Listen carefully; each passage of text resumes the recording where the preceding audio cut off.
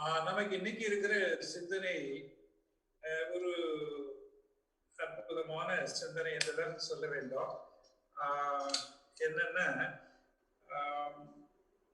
உலகம் முழுவதும் இதை பற்றிய ஒரு ஒரு சமயத்துல நம்ம எப்பொழுதாலும் இந்த வார்த்தைகளை உச்சரிக்காமல் இருக்க மாட்டோம்.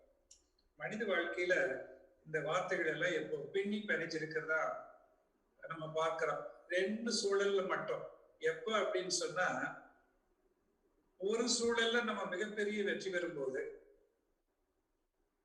மதியை பற்றிய ஒரு விமர்சனம், அதே மாதிரி ஒரு சமயத்துல நம்ம மிகப்பெரிய தோல்வியோ துக்கத்தையோ சந்திக்கும் போது விதியை பற்றி ஒரு விமர்சனம். இது பெரும்பாலும் நம்ம வாழ்க்கையில எதிர்கொண்டு இருக்கின்றோம்.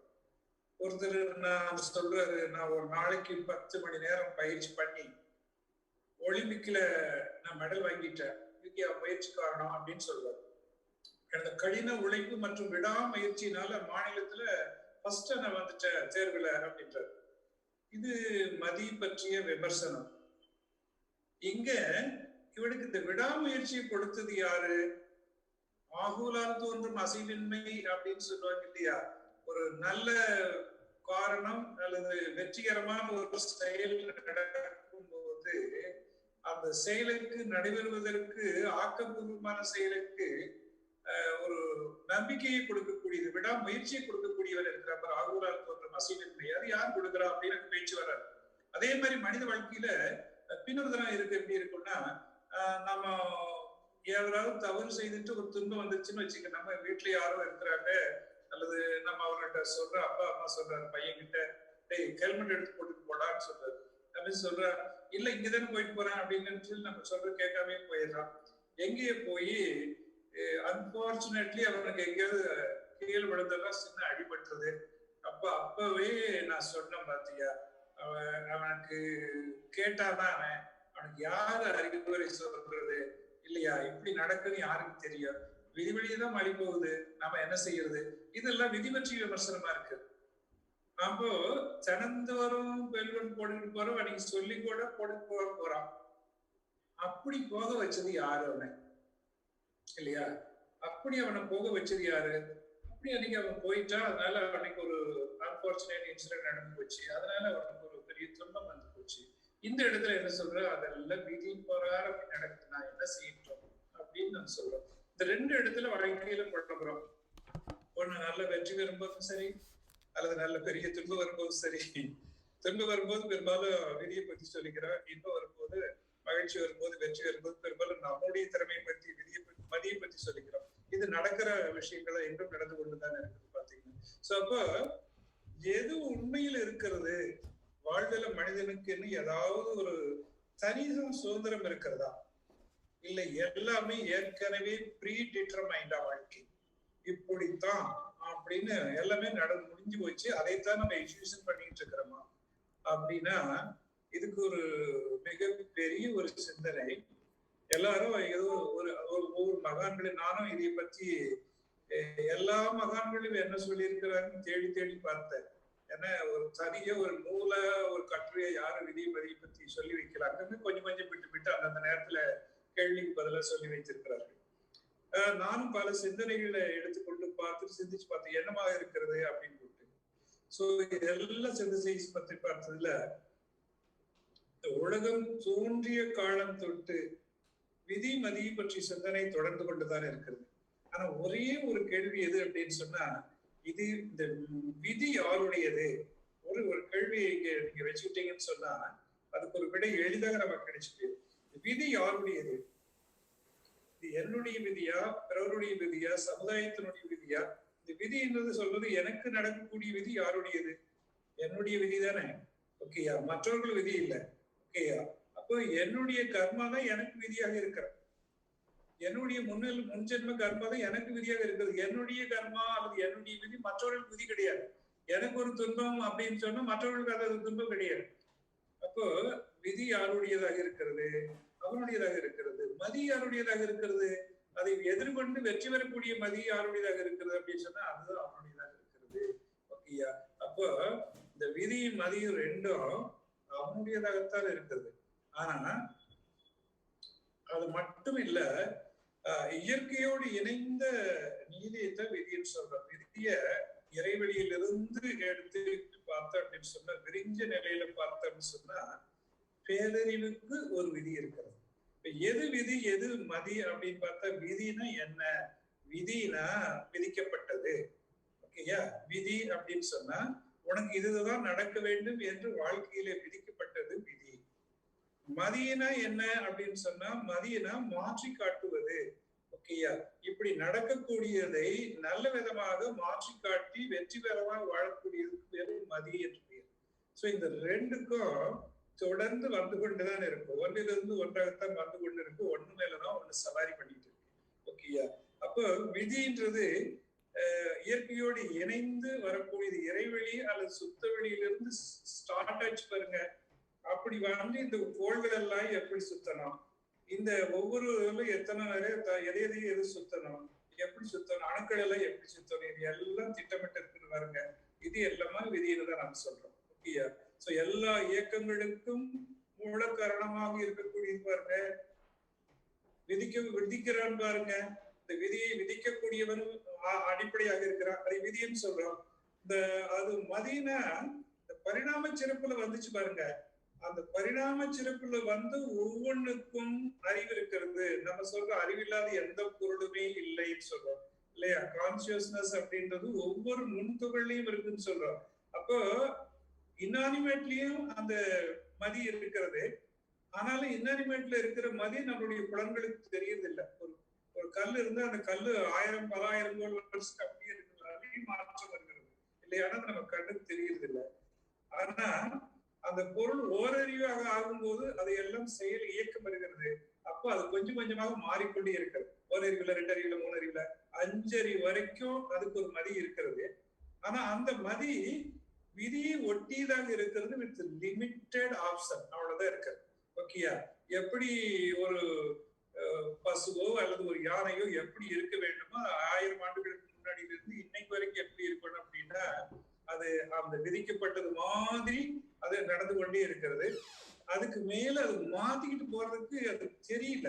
ஏன் அப்படின்னு சொன்னா அதுக்கு 6வது அறிவு கிடையாது. சோ அந்த அளவுக்கு விதிக்கப்பட்டது. அது விதியின் பிரகாரம் தான் அதெல்லாம் இயங்கிக்கொண்டே இருக்கிறது. மிக சின்ன சின்ன மாற்றம் தான், மிக சின்ன தற்சுதந்திரம் அதுக்கு இருக்கிறது. அந்த இடத்துல எங்கேயாவது ஒரு பச்சை புல் இருந்து அது ஓடி போய் பிடிக்கலாம் இல்லையா? அந்த அளவுக்கு அதுக்கு ஆசையில் வயப்பட்டு ஒரு சின்ன மாற்றம் இருக்கிறது. ஒரு பெரிய மாற்றம் அதுல பண்ண முடியாது. விதிக்கப்பட்டதன் வழியாகவே நடந்து கொண்டே இருக்கிறது. இன்அனிமேட்டுக்கு விதிக்கப்பட்டது அப்படியே நடக்குது. அனிமேட்ல வந்து 5 அறிவு வரைக்கும் கொஞ்சம் மாற்றம் பண்ணிக்கிறது. ஆனா 6வது அறிவாக வருது பாருங்க, அந்த இடத்துலதான் மிகப்பெரிய மாற்றம் இருக்கிறது. ஓகேயா? அப்ப இதுக்கு சிந்திக்க தெரிகிறது, தற்சுதந்திரம் இருக்கிறது. ஓகேயா? அப்ப இது எந்த இடத்துலயும் இது மாற்றம் பார்க்கிறது, அங்கதான் மாற்றம் வருகிறது. இப்ப அப்படியே இருக்கிறத விதின்னு சொல்லலாம். எப்படி பாத்தீங்கன்னா, பஞ்சு விதின்னு சொன்னா அதைய நாம தான் ஆடையா மாத்திக்கிறோம். மாட்டுக்கு ஆட்டுக்கு தெரியாது. சோ இது நம்ம ஆடையா மாத்திக்கிறது, அது அறிவு மதின்னு சொல்றோம். ஓகேயா? பருப்பு விதின்னு சொன்னா அதைய வடையா மாத்தினா அது மதின்னு சொல்றோம். இரும்பு விதி அப்படின்னு சொன்னா இயற்கையே கிடைக்குது. கரும்பு அதை கருவியா மாற்றினா அது மதி அப்படின்னு சொல்றோம். ஆயுதங்களை மாற்றினா அது மதின்னு சொல்றோம் இல்லையா? சோ கரும்பு அப்படின்னா இயற்கையா கிடைக்குது. ஆனா அது சர்க்கரையா மாத்தினா அதை நம்ம மதிய அப்படின்னு சொல்றோம். சோ விதி என்பது இயற்கையின் பேரறிவிலிருந்து வரக்கூடிய அடிப்படை ஒன்றாக இருக்கிறது. பொதுவான விதிக்காக இல்ல, பொதுவான விதிக்கு சொல்றேன். மனிதனாக வரும்போது சில மாற்றம் இருக்கிறது, தற்சுழற்சி, சார்பு இருக்கிறது. விதி என்பது இயற்கையின் பேரறிவிலிருந்து வரக்கூடியதாக இருக்கிறது. மதி என்பது வரும்போது அந்தந்த உயிர்கள் ஜீவன்களை அறிவுக்கு தகுந்த மாதிரி மாற்றம் பெறுகிறது. 6வது அறிவாக வரும்போது மதி என்பது கற்றறிவாக விஞ்ஞானமாக இருக்கிறது. ஓகேயா? சோ அப்ப விதி என்னைக்கும் இருக்கக்கூடிய ஒண்ணுதான், பேரறிவாக இருக்கிறது. மதி என்பது இந்த உடல் இருக்கிற வரைக்கும் இருக்கக்கூடியது அப்படின்றதா இருக்கு, சிற்றறிவா தான் இருக்கிறது. ஓகே, அந்த உடல் இருக்கிற வரைக்கும் தான் இருக்க, நினைப்பும் மரப்பும் இருக்கிற இதாக புலனறிவு இருக்கிற வரைக்கும் தான் அந்த மதி என்பது இருக்கிறது. சோ மதி எப்பொழுதுமே தொடர்ந்து காலத்தை வென்று இருக்கக்கூடியதாக இல்ல. மதி என்பதா உண்மையானதாக இருக்கிறது. விதி ஆன்மாவோட பயணிக்கக்கூடியதாக இருக்கிறது. ஓகேயா? இந்த விதிக்கு எப்படின்னா கர்மா என்று பேரு மனிதனுக்குள்ள வரும்போது, இந்த கர்மா என்பது இந்த பிறவியில தீருது, அல்லது இந்த பிறவியை தாண்டி கூட அடுத்த பிறவிக்கு அது மிச்சம் இருக்கிறது எடுத்துட்டு போகுது, அல்லது இந்த பிறவியிலேயே இது எல்லாம் முடிச்சுட்டு இறைநிலையோட சேர்ந்துருது. சோ அது வரைக்கும் விதி என்பது ஒரு மனிதனுக்கு விதிக்கப்பட்டது. அந்த சட்டம் பேரறிவின் சட்டம். அந்த பேரறிவின் சட்டத்தை இவர் கொஞ்சம் கொஞ்சமாக அதோடு இணக்கமாக இருந்து மாற்றம் செய்து அந்த பேரறிவோடு இணைந்து விடுகிறார். அப்போ உடலோடு பயணிக்கும் இது என்ற வரைக்கும் தான் நம்ம மதின்னு சொல்றோம். இந்த உடலை விட்டுட்டு ஆத்மாவுக்குள்ள போயிட்டோம்னா நம்ம முழுசா இறைவனுடைய கட்டுப்பாட்டுக்குள்ள வந்துடுறோம். அப்போ என்னன்னா இறைவனுடைய விதிக்குள்ள வந்துடுறோம். சோ எல்லாம் இறைவனை இயக்குகிறது என்ற நிலைக்கு வந்துடுறோம். சோ அந்த விதியும் மதியும் பார்த்தீங்கன்னா ஒரு இரட்டை பிறவிகள் தான். ஓகேயா? சோ இப்போ பெரியவங்க என்ன சொல்றாங்க கிளியரா இதுக்கு எங்கேயாவது சொல்லியிருக்கிறாங்களா அப்படின்னு நான் பார்த்தேன் நிறைய இடங்கள்ல. சாமியோட அழகா சொல்லுவாரு, இயற்கை என்பது சுத்த வழியாக இருக்கிறது. இந்த சுத்த வழி எப்படி வந்துச்சு அப்படின்னு சொன்னா அதுக்குள்ள இருந்த இன்ஹரண்ட் கேரக்டர்ஸ் அப்படின்னு ரெண்டு என்ன அப்படின்னு சொன்னா ஃபோர்ஸ் அண்ட் கான்சியஸ்னஸ் அப்படின்னு சொல்றாரு. ஸோ ஃபோர்ஸ் அண்ட் கான்சியஸ்னஸ் அதுக்குள்ள இன்ஹரண்டா இருந்துச்சு. அதுதான் எழுச்சிவற்ற நிலையில் எல்லாமே வந்தது. ஸோ வேகம் விவேகம். வேகம் என்பது கால விதி. சுக்கியா. சோ எழுந்து எழுந்திருக்கும் போது வேகம் என்பது வரும்போதே காலம் என்பது அதோட தோன்றி வந்து விடுகிறது. ஒரு செயலனுடைய சுத்த வெளியிலிருந்து அது அசைஞ்சது பாருங்க, அசைந்ததிலிருந்து இன்னைக்கு வரைக்கும் எத்தனை ஆண்டுகள் அது காலம் என்ற கணக்கீடு வந்து விடுகிறது. சோ கால விதி அப்படின்னே பேரு. கோள்கள் எல்லாம் சுழல்கிறது. இது எல்லாமே பார்த்தீங்கன்னா எத்தனை சுழற்சியா இது இயக்கணும், எத்தனை சுழற்சிக்கு பின்னாடி இது இல்லாம போகணும், இது எல்லாம் கால விதியில கட்டுண்டு இருக்கிறது. விவேகம் என்பது என்னன்னா அதை அளக்கக்கூடிய கருவியாக இருக்கிறது, அதை அறியக்கூடிய திட்டமாக இருக்கிறது. ஓகேயா? அது சட்டமாக இருக்கிறது, அதை அறிந்து கொள்ளுகின்ற திட்டமாக இருக்கக்கூடியது விவேகம் சொல்றோம். சோ விதியை பிடித்து கொண்டுதான் மதி செயல்படும். விதி இல்லாம மதி தனியா செயல்படுறது இல்லை. ஏன்னா விதிதான் அடிப்படையே இருக்கிறது, அதை பிடித்து கொண்டுதான் மதியை செயல்படும். விதி இல்லைன்னா மதி எங்கிருந்து வரும்? தனித்து வர முடியாது இல்லையா? ஒரு பாரதியார் தனியா ஒரு இடத்துக்கு ஒரு கவியில சொல்றாரு, அதாவது நான் ஒரு கனவு கண்டேன். அந்த கனவுல ஒரு அழகான பெண் வந்தா, அவள் தேவதையாக இருந்தால், இந்த தேவதை இறைவியாக இருந்தால் அவரை பண்ணி நான் கேட்டு தொங்கமணி மின்போது வடிவத்தால் வந்து தூங்காதே எழுந்தென்னை பார் என்று சொன்னால், என்னை தட்டி எழுப்பி சொன்னா, அப்ப பார்த்துன்னா அவளுக்கு நான் கேட்டேன், காலத்தின் விதிமதியை கடந்திடுமோ என்றேன். அப்பதான் நான் இந்த கேள்வி கேட்டேன் விதிமதியை பத்தி. காலத்தின் விதிமதியை கடந்திடுமோ என்றேன். ஞாலத்தில் காலமே மதியனுக்கு ஒரு கருவியாம் என்றால் சொல்றார். காலத்தின் விதிமதியை கடந்திடுமோ என்றேன், காலமே மதியனுக்கு ஒரு கருவியாம் என்றால், இந்த காலம் என்ற கருவியில தான் இந்த விதி என்பது சென்று கொண்டிருக்கிறது. ஓகேயா? சோ இதைதான் அதை தூக்கி கொண்டிருக்கிறது தவிர அது தனியாக போக முடியாது. இப்போ அது என்றும் சேர்ந்து இயங்கக்கூடியதாக இருக்கிறது. அப்ப இது மதியானது அதோடு இணைந்து இயங்கி அதோடு ஒன்றி அது வெல்வதற்கு பார்க்கிறது, அல்லது வெல்வது என்றதோடு அதோடு இணைந்து அதோடு அதுவாக மாறுவதற்கு முயற்சி செய்து கொண்டிருக்கிறது ஒவ்வொரு ஜீவனுக்குள்ளும் என்று முடிக்கிறார். அப்ப மகரிஷி ஒரு இடத்துல அழகா சொல்றாரு. எப்படி சொல்றாங்க அப்படின்னு சொன்னா, விதி என்ற வேகம் என்றே நிகழ்ச்சி இல்லை. இந்த வேகம் அப்படின்னு எழுச்சி பெற்று இறைநிலையிலிருந்து இன்னைக்கு வரைக்கும் வருது பாருங்க, இது எல்லாம் விதிதான். அந்த விதி என்றத்தில் இருக்கிற வேகம் தான். அப்படி வேகத்தை வரும்போதுதான் நிகழ்ச்சி என்பது நடந்து கொண்டே இருக்கிறது, எல்லாம் மாறிக்கொண்டே இருக்கிறது. சோ விளைவறிந்து விளைவுகளால் யோகம் கொண்டு மதியாற்றும் தொழில் கொண்டு விதியின் ஊடே. இந்த மதி இந்த விதியினோடு சேர்ந்து கொண்டு தொழிலை செய்து கொண்டிருக்கிறது அப்படின்னு சொல்லு. ஒவ்வொருக்கும் ஒரு தொழிலை செய்து கொண்டிருக்கிறது அப்படின்னு சொல்லுது. இப்ப நம்ம எப்படி மதி செய்து கொண்டிருக்கிறது அப்படின்னா, உதாரணமா நம்ம எல்லாரும் குழந்தைகளை படிக்க வைக்கிறோம். படிக்க வைக்கும் போது ஒவ்வொருத்தனுக்கும் நமக்கு ஒரு கஷ்டம் என்னன்னா, இந்த பையனை என்ன படிக்க வைக்கிறது? 10th வந்தானே இந்த பையனை எதுல சேர்க்கறது? படிக்கலையா, இன்ஜினியரிங் இல்லையா, ஐஏஎஸ் அனுப்புறதா, எதுக்கு சேர்க்கறது? இவனுக்கு என்ன வரும், இவருக்கு எதுல ஆர்வம் இருக்கிறது? இப்படி எல்லாம் நமக்கு மிகப்பெரிய ஒரு சேலஞ்சிங் ஒர்க்கா இருக்கிறது அந்த இடத்துல. இவன் என்னவாக ஆக்குறது எதிர்காலத்துல? இப்படி ஒவ்வொரு பேரண்ட்ஸ்க்கும் ஒரு திட்டம் இருக்கிறது. சில சமயங்கள்ல நாம என்ன நினைக்கிறோமோ அதே மாதிரி கல்வியில கொண்டு போய் அவரை சிறந்தவனா மேல கொண்டு வந்துடுறாரு. சில சமயம் நாம என்ன நினைக்கிறோமோ அதுக்கு ஏறுமாற ஒவ்வொன்றா மாறிக்கொண்டே போற நிலையை நம்ம நிறைய பார்க்கிறோம். எனக்கு உதாரணமா என்ன எடுத்துட்டா, நானு ஒரு 50 ஆண்டுகளுக்கு முன்னாடி வச்சுக்கேன். ஸோ 45 ஆண்டுகளுக்கு முன்னாடி நான் நேச்சுரல் சயின்ஸ் அப்படின்னு எடுத்தேன். 10th இதுல பண்ணும்போது இல்லை PUC, pre university natural science எடுத்தா அவங்க மெடிக்கலுக்கு போகணும். சரி, மெடிக்கலுக்கு அப்ளை பண்ணவே தெரியாம விட்டுட்டேன். சரி, அதுக்கு என்ன பண்றது அப்படின்னு போய் பிசிக்ஸ்ல சேர்ந்தேன். பிசிக்ஸ்ல சேர்ந்து பிசிக்ஸ் பிஎஸ்சி முடிச்சுட்டேன், மேஜர் எடுத்துட்டு. அப்போ அந்த அங்க ஒரு ஆடிட்டர் வந்து பிகாம் கிளாஸ் எடுத்துக்கிட்டு இருந்தார், சிஏ. அவர்கிட்ட போய் பேசி அதுக்கு மேல சிஏல போய் ஜாயின் பண்ணிட்டேன். இப்ப இந்த எங்க பிசிக்ஸ் ப்ரொஃபசர் சொன்னாரு, this friend he lost all his physics knowledge அப்படின்னாரு. ஸோ நான் பிசிக்ஸ் எல்லாம் படிச்சுட்டு 3 வருஷம் கஷ்டப்பட்டு பிசிக்ஸ் நாலேஜ் விட்டுட்டு கம்ப்ளீட்டா முதல்ல நேச்சுரல் சயின்ஸ் படிச்சுட்டு பிசிக்ஸ்க்கு வந்தேன். பிசிக்ஸ் படிச்சுட்டு திருப்பி என்ன பண்ண, அக்கௌண்ட்ஸுக்கு போனேன். அக்கௌண்டிங் போய் முதல்ல ஆரம்பத்துல இருந்து இது படிக்க ஆரம்பிச்சுன்னு வச்சுக்க, அக்கௌண்டிங் படிக்க ஆரம்பிச்சு. சரி, அக்கௌண்டிங் முடிச்சுட்டு அந்த ப்ரொஃபஸர் பார்த்து இருந்தேன்னா 50 வயசுல எல்லாத்தையும் விட்டுட்டேன். போட்டு திருப்பி என்ன ஆச்சு அப்படின்னு சொன்னா பிளாஸ்டிக் வந்துச்சு. இப்போ வாழ்க்கையில நான் நினைச்சு பார்த்திருக்கேன், ஏண்டா ஒன்னையும் கூட ஒண்ணுல ஒழுங்கா போகாம இப்படி போயிட்டு வந்தேன் தடுமாறிக்கொண்டே அப்படின்ட்டிய. அப்புறம் சரியா தவறா அப்படின்னா, விதி எனக்கு அப்படித்தான் விதிக்கப்பட்டிருக்கிறது. உனக்கு அக்கௌண்டிங் நாலேஜ் இருக்கணும், டாக்ஸ் நாலேஜ் இருந்தா தான் நான் நிறைய ட்ரஸ்ட் மேனேஜ் பண்ணிட்டு இருக்கிறேன், உனக்கு அந்த நாலேஜ் வேண்டி இருக்குது. ஓகே, அதற்காக அது பண்ணணும். உனக்கு பிலாசபி நாலேஜ் வேணும், அதுக்கு பிலாசபிக்கு பேசிக் மெட்டீரியல் சயின்ஸ் அப்படின்னு பிசிக்ஸ் தான். ஸோ நீங்க பிசிக்ஸ் தெரிஞ்சாதான் அந்த மெட்டீரியல் சயின்ஸ் பத்தி உனக்கு தெரியும். ஸோ அதற்காக மெட்டீரியல் சயின்ஸ் நாலேஜ் வேணும், கொள்கை பற்றி தெரியணும், இதெல்லாம் தெரியணும் அப்படின்னு சொன்னா அதையும் பற்றி தெரிஞ்சிருக்க வேண்டும்.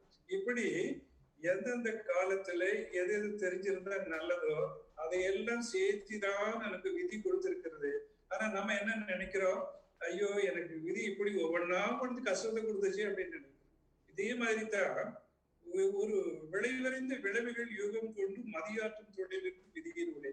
இந்த விதியும் மதியும் சேர்ந்து பல தொழில்களை செய்து கொண்டிருக்கிறது.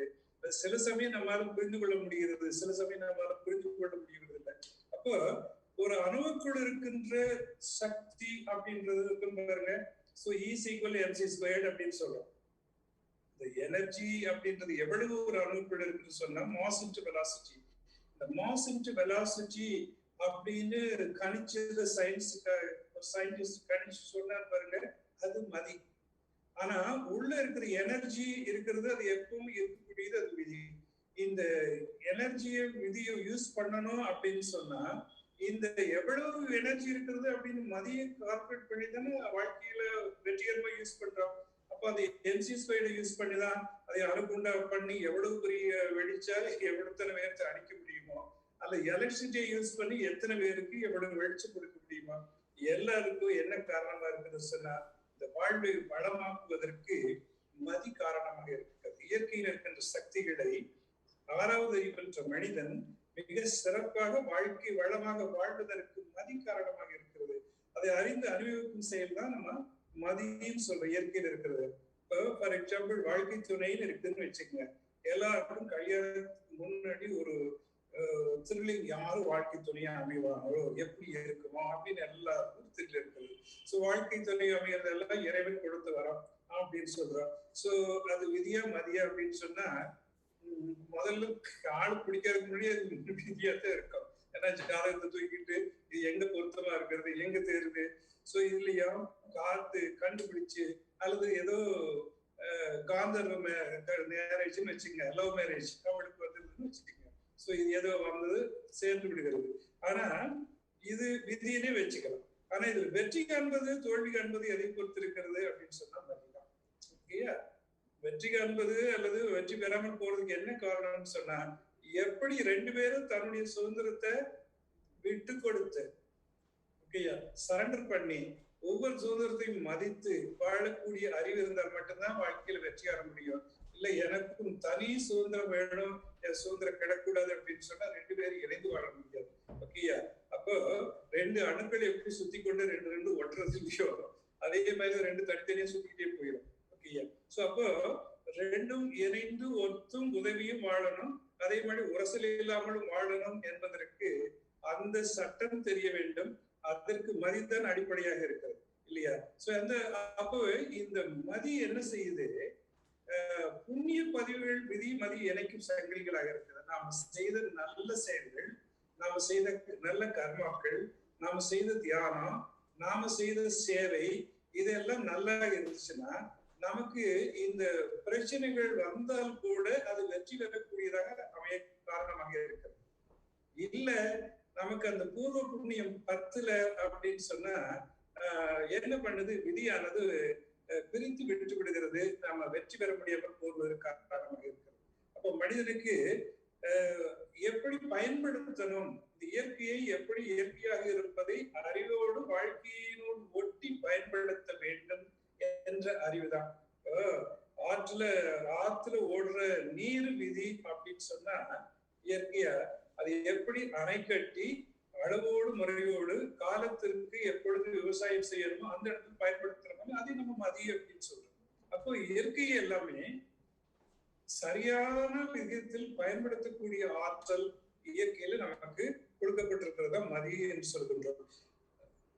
அப்ப விதி என்பது என்னைக்கும் நிலைக்கும் பேரறிவுன்னு சொன்னா, மதி என்பது நினைப்பு மறப்பும் இருக்கிற ஒரு புலனறிவு, அந்த குறிப்பிட்ட காலத்திற்கு இருக்கக்கூடிய புலனறிவு என்பதை சொல்லுகின்றோம். சோ இப்ப இயற்கை வளத்தை, இயற்கையுடைய ரகசியத்தை அறிகின்ற மதி எது அப்படின்னு பார்த்தோம் அப்படின்னு சொன்னா, வாழ்க்கையில வளம் சேர்க்கிறது அத்தனையும் தான் மதி. அதனால என் மகிழ்ச்சி அழகா சொல்லுவாங்க, இயற்கை வளத்தை வாழ்வின் வளமாக மாற்றி தூக்கக்கூடியவர் தான் ஆறாவது அறிவற்ற மனிதன். சோ எத்தனை விஷயங்களையும் நாம பஞ்சு ஆடையா பண்ணிதான் நம்ம யூஸ் பண்ண முடியும் இல்லையா? சோ ஒரு மணியை 100 மணி 1000 மணி ஆகியதான் நம்ம உணவு எடுத்துக் கொள்ள முடியும். இது இல்லை அப்படின்னு சொன்னா இறைவனே வந்தாங்கன்னா கூட உலகத்துல அவரால் நல்லா வாழ முடியாது. மதிய யூஸ் பண்ணல அப்படின்னு சொன்னா அவரால் நல்லா வாழ முடியாது. அதனாலதான் ஈசனே மனிதனாக வந்த போதும் எழும் பசியை போக்க மதியால் முடியும். ஓகேயா? போக்கு உணவால் தான் முடியும் இல்லையா? உணவை உற்பத்தி பண்றது மதி. அப்படித்தான் நம்ம வாழ்க்கையில் செய்ய முடியும். தனி மனித எண்ணங்களை எல்லாம் விதிக்கு மாறுபட்டு மிகும் போது அதுவே இயற்கை சீற்றமாக மாறும். இந்த இடத்துல ஒரு முக்கியமான விஷயம் என்னாக அப்படின்னு சொன்னா, நாம இயற்கையை மதியின் துணை கொண்டு ஒத்தும் உதவியும் வெற்றிகரமாக மாற்றி வாழ்க்கை வாழ வேண்டும். இது ஒண்ணு. சில சமயங்கள்ல நம்மை மீறி இந்த உலகத்துல மிகப்பெரிய சீற்றங்கள், இயற்கை சீற்றங்கள் எல்லாம் நடந்து விடுகிறது, போர்கள் நடந்து விடுகிறது, பூகம்பம் நடந்து விடுகிறது, பெரிய விபத்துகள், ஆயிரக்கணக்கான பேர் போற விபத்துகள் நடந்து விடுகிறது, கொரோனா போன்ற நோய்கள் வந்து தாக்கி விடுகிறது. சோ இதெல்லாமே பாத்தீங்கன்னா கூட விதி என்ன செய்கிறது, நம்மை தண்டிக்குமா அல்லது இயற்கையினுடைய ஆற்றல் அறிவு பேரறிவு நம்மை தண்டிக்குமா அப்படின்னு சொன்னா, பேரறிவு அல்லது விதிக்கு இது மாதிரி ஒரு திட்டம் இல்லை. எப்பவுமே மனிதர்களை தண்டிக்க வேண்டும் என்ற திட்டம் எப்பொழுதும் இல்லை. மனிதனுக்கு 6வது அறிவு கொடுத்ததுனால அவை என்ன செய்கிறான், இயற்கைக்கு முரண்பட்ட சிந்தனைகளை மிக அதிகமாக சிந்திக்கிறார், இயற்கைக்கு முரண்பட்ட செயல்களை மிக அதிகமாக செய்கிறார். அப்ப இயற்கைக்கு முரண்பட்ட செயல்கள் எல்லாம் அக்குமுலேஷன் ஆக அவை இவனை கெடுத்துடணும். எல்லாரும் நல்லா இருக்கணும் தான் இறைவன் படித்திருக்கிறார். ஒருத்தர் இன்னொருத்தரை கெடுத்துடணும், ஒருத்தர் நல்லா இருக்க கூடாது, அவன் பொருளை நானே பறித்துக் கொள்ள வேண்டும், நானே நிறையாக வைத்துக் கொள்ள வேண்டும், இப்படியாக எண்ணப்படுகின்ற எண்ணங்கள் எல்லாமே இது மனுஷனே தனி மனுஷனே என்றா ஒரு நாடும் நினைக்குது. அந்த நாட்டினுடைய எல்லையை நான் பிடிச்சுக்கணும், அந்த நிலத்தை நான் பிடிச்சுக்கணும், அந்த வளத்தை நான் பறிச்சுக்கணும், அவனுடைய மார்க்கெட்டிங் எல்லாம் நான் பிடிச்சுக்கணும், நானே வச்சுக்கணும், நானே சம்பாதிக்கணும். சோ இப்படி பிறர் வளம் பறிக்கக்கூடிய விஷயங்கள் அதிகமா அக்குமுலேஷன் ஆகும்போது என்ன ஆகும்னு சொன்னா, இயற்கை அதை வாங்கி வச்சுக்காது, தானே அதை வாங்கி வச்சுக்காது. என்ன பண்ணா திருப்பி கொடுத்து புத்தர் மாதிரி. நமக்கு எல்லாம் தெரியும், புத்தர் ஒரு இடத்துல போய்கிட்டு இருந்தாரு. போயிட்டு இருக்கும்போது என்ன சொல்றாரு, உங்களை எல்லாம் இத்தனை அந்த எடுத்து ஒரு ஊர்ல வரும்போது கடைசி ஊர்ல உங்களை எல்லாம் திட்டுனாங்களே, உங்களுக்கு அது கஷ்டமா இல்லையா அப்படின்னு கேக்குறாங்க. அதுக்கு அவர் சொல்றாரு, இல்ல அதுக்கு ஊர்ல ஒருத்தர் இருந்தாங்க. அந்த மக்கள் எல்லாம் என்னை ஒரு மகான் அடையாளம் கண்டுகிட்டு நிறைய ஸ்வீட் எல்லாம் கொண்டு வந்து கொடுத்தாங்க. நான் அதெல்லாம் வாங்கிக்கல, நான் அதெல்லாம் சாப்பிட மாட்டேன், வேண்டாம்னு சொல்லி கையெடுத்து வணங்கி விட்டு மறுத்து விட்டு வந்து விட்டேன். இப்ப அந்த ஸ்வீட் எல்லாம் யார் சாப்பிட்டுருப்பாங்க அப்படின்னு கேட்டு, இந்த ஸ்வீட் எல்லாம் அவங்க தான் சாப்பிட்டுருப்பாங்க, தூர்காரங்களே சாப்பிட்டுருப்பாங்க. அதே மாதிரி தான் அடுத்த ஊர்ல வந்து நிர்வாணமா வர்றாரு அப்படின்னு சொல்லிட்டு எல்லாம் கல் எடுத்து அடிச்சாங்க, திட்டுனாங்க. நான் எதையுமே வாங்கிக்கல அப்படின்னாரு. இதையெல்லாம் யார் வாங்கியிருப்பாங்க அப்படின்னா அவங்கதான் வாங்கியிருப்பாங்க. எவன் திட்டினானோ, எவன் கல் எடுத்து அடிச்சானோ, எவன் மோசமான வார்த்தைகளை உபயோகிச்சானோ அவன் தானே அவன் வாங்கியிருப்பான் திருப்பி. அதே மாதிரி இயற்கையும் வாங்கிக் கொள்வதில்லை. அப்ப என்ன ஆகுதுன்னு சொன்னா, அது எல்லாம் அக்குமுலேஷன் ஆகி நிறைய தாங்குற வரைக்கும், மகிழ்ச்சி சொல்ற வார்த்தை தாங்குற வரைக்கும் அது தாங்கிக் கொள்கிறது. அதற்கு முன்னாடி திருப்பி தாக்குகிறது. அப்போ மனிதனுக்குள்ளேயே வந்து விடுகிறது. ஒரு குடத்துல தண்ணியை திருப்பி விடுறீங்கன்னு வச்சுக்கோங்க, டேப்ப, அது எல்லாம் உள்ள வாங்கிக்குது. நிறைஞ்சிருச்சுன்னு வச்சுக்கோங்க, என்ன ஆகும், அந்த தண்ணி நிறைஞ்சு கீழே வடியுது பாருங்க. அது மாதிரி இயற்கை வாங்குற அளவுக்கு வாங்கிட்டு திருப்பி எல்லாவற்றையும் கொடுத்து விடுகிறது, சம்பந்தம் இல்லாத. இது எங்க வருகிறதுன்னு சொன்னா, மனிதர்கள் மேல, சமுதாயத்திற்கு மேல வந்து இயற்கை பேர ஒரு விபத்துக்களாகவோ, பூகம்பமாகவோ, அல்லது நோய்களாகவோ, இயற்கை சீற்றமாகவோ இப்படி வருவதற்கு காரணமாகிறது. இப்ப ஏன் எங்களுக்கு மட்டும் வருது அப்படின்னு அந்த பகுதி மக்கள் கேட்கிறாங்கன்னு வச்சுங்க. எந்த இடத்துல வீக்கா இருக்கிறதோ, எந்த இடத்துல அந்த சக்தியானது வீக்கா இருக்கிறதோ, எதிர்ப்பு சக்தி இல்லாம அந்த இடத்தை தாக்கி விடுகிறது அப்படின்ட்டு ஒரு இடத்துல மகிழ்ச்சி சொல்றாங்க. ஓகே, சோ இது மாதிரி இயற்கையில வரக்கூடியது கூட விதி மதி என்ன ஆகுது, தவறாக செயல்களை செய்யும் போது விதி என்பது இயற்கை செய்வாக வாங்கி திருப்பி நமக்கு கொடுப்பதற்கு காரணமாக இருக்கிறது. ஓகே இல்லையா? சோ அப்போ விதியில ஒண்ணுதான் இருக்கிறது. நீ பார்த்த அப்படின்னு சொன்னா, விதியில நலமைக்கு பேரறிவு மட்டும்தான் உண்டு. எல்லோருக்கும் விதினா இறைநிலையை வைத்துக் கொள்ளலாம், பேரறிவு வைத்துக் கொள்ளலாம். இந்த பேரறிவுக்கு நன்மைதான் செய்யக்கூடிய, பிறருக்கு நன்மையே அளிக்கக்கூடிய தன்மை மட்டும்தான் இருக்கிறது. செயல் விளைவை அளிக்கக்கூடிய தன்மை தான் இருக்கு. நீ என்ன செஞ்சியோ மனிதனாக இருக்கும்போது நீ அதை வைத்துக்கோ, இந்த தன்மை தான் இருக்கிறது. ஓகேயா? ஆனா மதிக்கு ரெண்டு தன்மை இருக்கிறது. மதிய வரும்போது நான் வாழ பிறரை கெடுக்கிற மதி ஒண்ணு இருக்கிறது, தான் வாழ்ந்து பிறரையும் வாழ வைக்கணும் மதி ஒண்ணு இருக்குது. இது ரெண்டும் மனிதனுக்குள்ள வரும்போது, ஆறாவது அறிவு வரும்போதுதான் இருக்கிறது. இது பெரும்பாலும் நல்லது செய்யும் போது அவனுக்கு நல்லதா வருகிறது. தான் வாழ்ந்து பிறரை வாழ வைக்கின்ற மதி வரும்போது அது விதியோடு அரவணைத்து செல்கிறது, வெற்றியை நோக்கி போகிறது, ஆன்மாவை தூய்மை செய்கிறது, இறைவனை நோக்கி பயணத்தில் வெற்றி பெறுகிறது. தான் வாழ்ந்து பிறரை கெடுக்கணும்னு நினைக்கும் போது அது போய் வான்காந்தத்தில் நிறைந்து மீண்டும் சமுதாயத்தை கெடுக்கிறது, அவனையும் கெடுக்கிறது, அவன் கர்மியத்திலும் அது மாதிரி வருகிறது. சோ இது மாதிரி வரக்கூடியதான் இருக்கிறது. சோ அப்போ நல்லெண்ணம் அதிகரிக்கும் பொழுது வான்காந்தம் வழியே விதி மதிக்கு இயற்கையின் ரகசியத்தை எல்லாம் உணர்த்துகிறது. ஓகேயா? இப்படிதான் ஒவ்வொரு காலத்திலும் இயற்கை தனக்குள்ளே இன்னும் எண்ணற்ற ரகசியங்களை வைத்திருக்கிறது. மனித வாழ்க்கைக்கு வேண்டியது எல்லாம் அந்தந்த காலங்களிலே அது நமக்குள்ள ரிவீல் பண்ணி கொண்டே இருக்கிறது. ஒரு 400 வருஷத்துக்கு முன்னாடி உயிர் ஊசியை நமக்கு சொல்லிக் கொடுக்கல அப்படின்னு சொன்னா, அவரு அறிவின் வழியாக அதை ரிவீல் பண்ணல அப்படின்னு சொன்னா நமக்கு உலகத்தை பற்றி தெரிஞ்சிருக்காங்க. ஒரு 200 வருஷத்துக்கு முன்னாடி எலக்ட்ரிசிட்டி பற்றி ரிவீல் பண்ணல அப்படின்னு சொன்னா நமக்கு இந்த வெளிச்சம் கிடைச்சிருக்காரு. இப்போ சமீபத்துல நமக்கு இந்த செல்போனை கொடுக்கல அப்படின்னு சொன்னா நமக்கு இப்படி எல்லாம் பேசிக்கொண்டு இருக்க மாட்டேன். எல்லாம் ஒவ்வொரு குறிப்பிட்ட காலங்களிலையும் இயற்கையானது தன்னுடைய ரகசியங்களை எல்லாம் மனித குலத்திற்கு ரிவீல் பண்ணி, யார் மூலமாகவும் ரிவீல் பண்ணி எல்லாருக்கும் கொடுத்து கொண்டே இருக்கிறது. ஓகேயா? சோ அப்போ வான்காந்தத்துல நன்மை பெருகும் போது நல்லது நடக்கிறது. அதே மாதிரி தீய எண்ணம் பெருகும் போது பேரழிவை தோற்றுவித்து மனிதனுக்கு பாடம் போற்றுவதற்கும் காரணமாக இருக்கிறது. சரி, இப்போ மதிக்கு ஒரு எல்லை பார்க்கலாம். மதிக்கு கால எல்லை உண்டு, நம்ம அதை சொல்லணும். இப்ப நம்ம என்ன செய்யறோம், என்னால என்ன வேணாலும் செய்ய முடியும், நான் எப்படிப்பட்டவன் அப்படிப்பட்டவன் அப்படின்னு எல்லாம் சொல்லலாம். மதிக்கு கால அளவு இருக்குது. அப்படி நம்ம நினைக்கிற மாதிரி இல்லை. ஏன்னா சின்ன வயதுல இருக்கிறவங்களுக்கு கேட்கும் போது இதெல்லாம் இல்லை, மதியனால நான் எதை வேணுமா செய்ய முடியும் அப்படின்ட்டு தோன்றும்.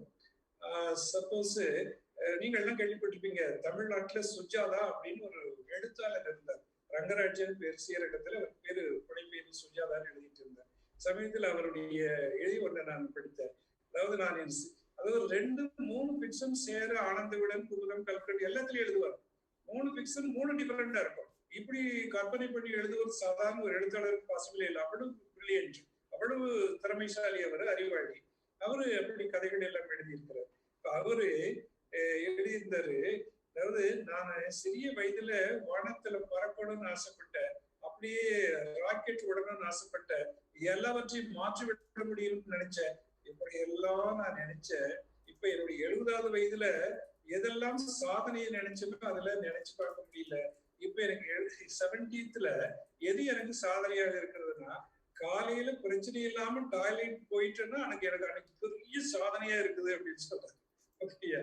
சோ எதுவோ தெரிந்த ஒரு மிகப்பெரிய ஞானி அறிவழிக்கு கூட கடைசியில ஏஜிங்ல வரும்போது என்ன ஆகுதுன்னா, சாதனை என்பது என்னன்னு சொன்னா, இருக்கிற உடலை இருக்கிற காலத்துக்கு வைத்திருப்பது சாதனையாக இருக்கிறது. ஓகேயா? சோ அப்போ பிறப்புக்கும் இறப்புக்கும் இடையில் குறிப்பிட்ட காலம் தான் மதிக்கு காலம் இருக்கிறது. இந்த உடல் இருக்கின்ற வரைக்கும் தான் மதி செயல்படும். உடல் நல்லா இருக்கிற வரைக்கும் தான் மதி செயல்படும். 30 வயசு வரைக்கும் பாத்தீங்கன்னா மதிக்கு அவ்வளவு மெச்சூரிட்டி இருக்க, கற்றுக்கொண்டு இருக்கும். விவேகம் அதிகமாக இருக்கும், விவேகம் குறைவா இருக்கும். இந்த 30ல இருந்து 60க்குள்ள பாத்தீங்கன்னா ஒருக்கு மெச்சூரிட்டி வந்து வேகமும் இருக்கும், விவேகமும் இருக்கும் இல்லையா? உடல்நிலை பலமும் இருக்கும், அதே மாதிரி அறிவும் நல்லா இருக்கும். இதுதான் வாழ்க்கையில நல்லது மனிதன் செயல்படுகின்ற காலம். ஆனா 60க்கு மேல போனா விவேகம் அதிகமா இருக்கும், ஆனா வேகம் இருக்காது, செயல்பட முடியாது. அறிவிலால செயல்பட முடியும், உடலால செயல்படுறது குறைந்து கொண்டே போகும் இல்லையா? சோ இது மாதிரிதான் இருக்கும். சோ அப்போ விதிக்கு கால எல்லை இல்லை. ஏன் அப்படின்னா, இயற்கை விதி வேறு வேறு அல்ல. ஏன்னா அது ஆன்மா மனிதனோட 6வது அறிவியல் சம்பந்தப்படும் போது அது ஆன்மாவோட சம்பந்தப்பட்டு விடுகிறது. ஆன்மாவுக்கு அழிவில்லை, உடலு தான் அழிகிறது. அப்போ அதுக்கு விதிக்கு கால இல்லமோ, பேரறிவான விதிக்கும் கால எல்லை கிடையாது. அதே மாதிரி நம்முடைய வந்து 6வது அறிவாக வந்த விதிக்கும் என்னன்னு சொன்னா, இறைவனே அதுவாக வந்திருக்கிறதுனால, தனித்து வந்திருக்கிறதுனால, தற்சார்பாக இருக்கிறதுனால அது என்ன செய்யுது, அதற்கும் கால எல்லை இல்லை. ஏன்னா அந்த உடலை தூக்கி போட்டால் கூட அது தன்னுடைய விதியை, தன்னுடைய கர்மாவை அதை எடுத்து செல்கிறது. ஓகேயா? மீண்டும் அடுத்த பிறவிக்கு வரும்போது மீண்டும் அதை என்ன செய்யறது, தீர்ப்பதற்கு அந்த முயற்சி செய்கிறது. பகவான் ராமகிருஷ்ணன் போய் ஒரு கேள்வி கேட்டாங்க, சாமி, ஒரு மனிதனுக்கு தற்சுதந்திரம் இருக்கிறதா, என்ன அவனால செய்ய முடியும் அப்படின்னு கேள்வி கேட்டாங்க. இல்ல எல்லாமே ப்ரீ டிட்டர்மைன்ட், அதுதான் இறைவன் தான் நடத்தி கொண்டு வருகிறானா அப்படின்னு கேள்வி கேட்டாங்க. அப்ப இதுக்கு சாமி சொன்னாரு ஒரு உதாரணம். அதாவது ஒரு பசுவை நீங்கள் நீண்ட கயிற்றாலே, 100 அடி நீட்டமுள்ள கயிற்றாலே கட்டி வைத்திருக்கிறீர்கள் புல்தரையில். அந்த பசுவானது தன்னுடைய அறிவை பயன்படுத்தி 100 அடிக்கும் சென்று புல் மேய முடியும். அது வரைக்கும் அதுக்கு சுதந்திரம் இருக்கிறது. ஓகேயா? தற்சுதந்திரம் என்பது எது வரைக்கும் இருக்குதுன்னு சொன்னா, 100 அடிக்கு போகலாம்.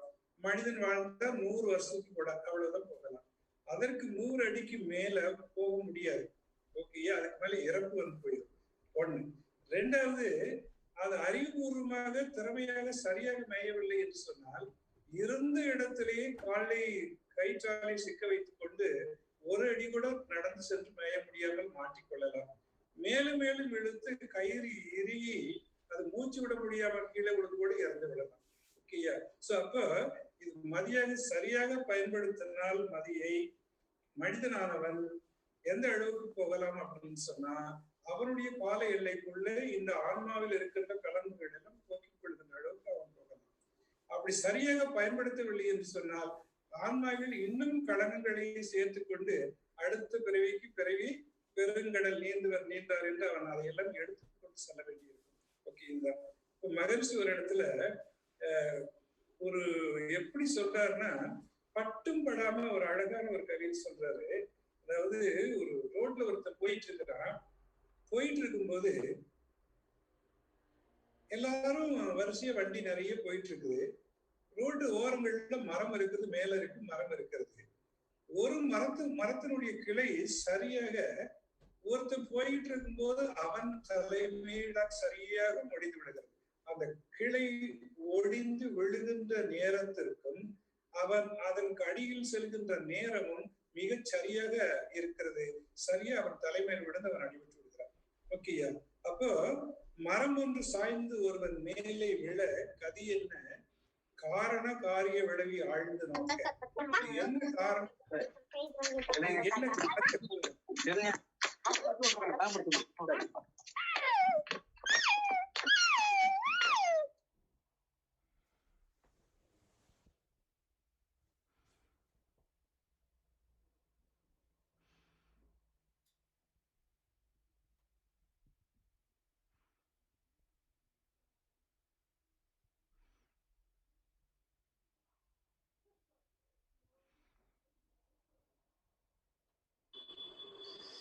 சரி, யாரோ தெரியாம ஆன் பண்ணிட்டாங்க போட்டிருக்கு. ஓகே, சரி. சோ காரண காரிய விளைவி ஆழ்ந்து நோக்க புதிர் போன்ற இவ்விடயம் புரிந்து போகும். எப்படி சொல்றார்? புதிர் போன்ற இவ்விடயம் புரிந்து போகும். புவி வாழ்வில் மதி ஆற்றல் அளவு தோன்றும். மதி எவ்வளவு செயல்பட முடியும்? ஏன் அந்த இடத்துல போகும்போது அவன் தலை மேல அந்த மரம் இடிந்து விழுகணும், முடிந்து விழுக வேண்டும். இவனுடைய மதி எங்க போச்சுன்னா மதிக்கிறது தெரியாது. ஓகேயா? சோ அது என்ன வினைன்னா அவனுடைய விதியின் ஆற்றல் அங்கே இருக்கிறது, மதி அதை கடந்து கொள்ள முடியாது. அதனால எப்படி சொல்றாரு? புதிர் போன்ற இவ்விடையும் புரிந்து போகும். எப்போ காரண காரிய விளைவி ஆழ்ந்து நோக்கன்னு சொல்றாரு. என்ன காரண காரியம் அப்படின்னு அவனுடைய செயல்வடிவு காசன் எஃபெக்ட் ஆழ்ந்து நோக்க தெரியும். அதுக்கு பின்னாடி நம்மளால கண்டுக்க முடியாதுன்னு சொல்றாரு. அதாவது பல சமயங்கள்ல இது எல்லாம் நீங்க எண்ணி பார்த்தால் மட்டும்தான் தெரியுமே தவிர மேன்போக்காக அதை சொல்ல முடியாது என்று சொல்லாமல் சொல்கிறார். இதே மாதிரி வள்ளுவர் ஒரு இடத்துல சொல்றாரு, வாழ்க்கையில கஷ்டப்படுறவ எல்லாம் துன்பப்படுறவ மற்றவர்களுக்கு பிறருக்கு துன்பம் கொடுப்பவன் எல்லாம் நல்ல வாழ்ந்து கொண்டிருக்கிறார். பிறருக்கு துன்பம் கொடுப்பவன் எல்லாம் நன்றாக வாழ்ந்து கொண்டிருக்கிறார். ஆனால் பிறருக்கு நல்லது செய்கிறவன் எல்லாமே துன்பப்பட்டு கொண்டிருக்கிறார். நல்லவன் துன்பப்பட்டுக் கொண்டிருக்கிறான், நல்லவன் நன்றாக வாழ்ந்து கொண்டிருக்கிறான். இதுக்கு என்னையா காரணம் அப்படின்னு சொல்லும் போது அவரும் இப்படிதான் சொல்றாரு. அவ்விய நெஞ்சத்தான் ஆக்கமும், ஓகேயா, அவ்விய நெஞ்சத்தான் ஆக்கமும் செவ்வியான் கேடும். நல்லவன் கெட்டு போறதும் அல்லவன் தீமை செய்யறவன் நல்லவதமா இருக்கிறது செவ்வியான் கேடும் என் நினைக்கப்படும் சொல்றார். நீ உனக்கு வெளியில சொல்ல முடியாது, எண்ணி பார்த்தா மட்டும்தான் தெரியும். காஸ் அண்ட் எஃபெக்ட் அதை நம்மளால கணித்து சொல்ல முடியாது, வெளியில இதுதான் ரூல்ஸ் சொல்ல முடியாது அப்படின்னு சொல்றது. இதே மாதிரி தான் அப்ப செயல் விளைவு விதியும் மதியும் செயல் விளைவுல எப்படி கனெக்ட் ஆகுதுன்னு சொன்னா, வினை விளைவு கொள்கைதான் விதிக்கு வித்தாய் அமைகிறது. மனிதனுடைய தனி மனிதனை பொறுத்தளவுல ஐந்தறிவு வரைக்கும் வரக்கூடியது எல்லாமே பேரறிவிலிருந்து வரக்கூடிய விதியாக இருக்கிறது. ஆனா ஆறாவது அறிவு பெற்ற பின்னாடி நாம செய்கின்ற செயலுடைய விளைவு, ஏன்னா நமக்கு தற்சுதந்திரம் வருகிறது பாருங்க, ஃப்ரீ வில் வருது பாருங்க. அப்ப நாம செய்கின்ற நல்ல செயல்கள் தீய செயல்கள் இதுக்கு ஏத்த மாதிரி கர்மயத்துல மாற்றாக பதிவு செய்து வினைவிளைவு கொள்கைதான் விதிக்கு வித்தாய் அமைகிறது. சோ புண்ணியம் பெருகில அதிகமாச்சு அப்படின்னு சொன்னா விதி மதிக்கு சாதகமாக அமைகிறது. நமக்கு நிறைய புண்ணியம் இருந்துச்சுன்னா அவர் தொட்டதெல்லாம் தொடங்கும். ஓகேயா, அவர் வெற்றிகரமா வாழ்றாரு, சிறப்பா இருக்கிறது அப்படின்னு சொன்னா நல்ல புண்ணியம் அதிகமாக இருக்கிறது என்ற அர்த்தம். அதே மாதிரி வெற்றி மீது வெற்றி வந்து சேர்றது, செல்வம் சேர்றது, இது எல்லாம் நல்ல புண்ணியத்தினால் வரக்கூடியது. அதே மாதிரி பாவம் பெருகுதுன்னு வச்சுக்கோங்க. ஓகே, விதி மதிக்கு பாதகமாய் அமையும். ஓகே, நம்ம பாவம் அதிகமாச்சுன்னா நம்முடைய விதி நம்முடைய மதிக்கு என்ன செய்தாலும் இவன் தொட்டதெல்லாம் கஷ்டமா வரும். நல்லது செஞ்சா கூட நல்லதா போயிடும்.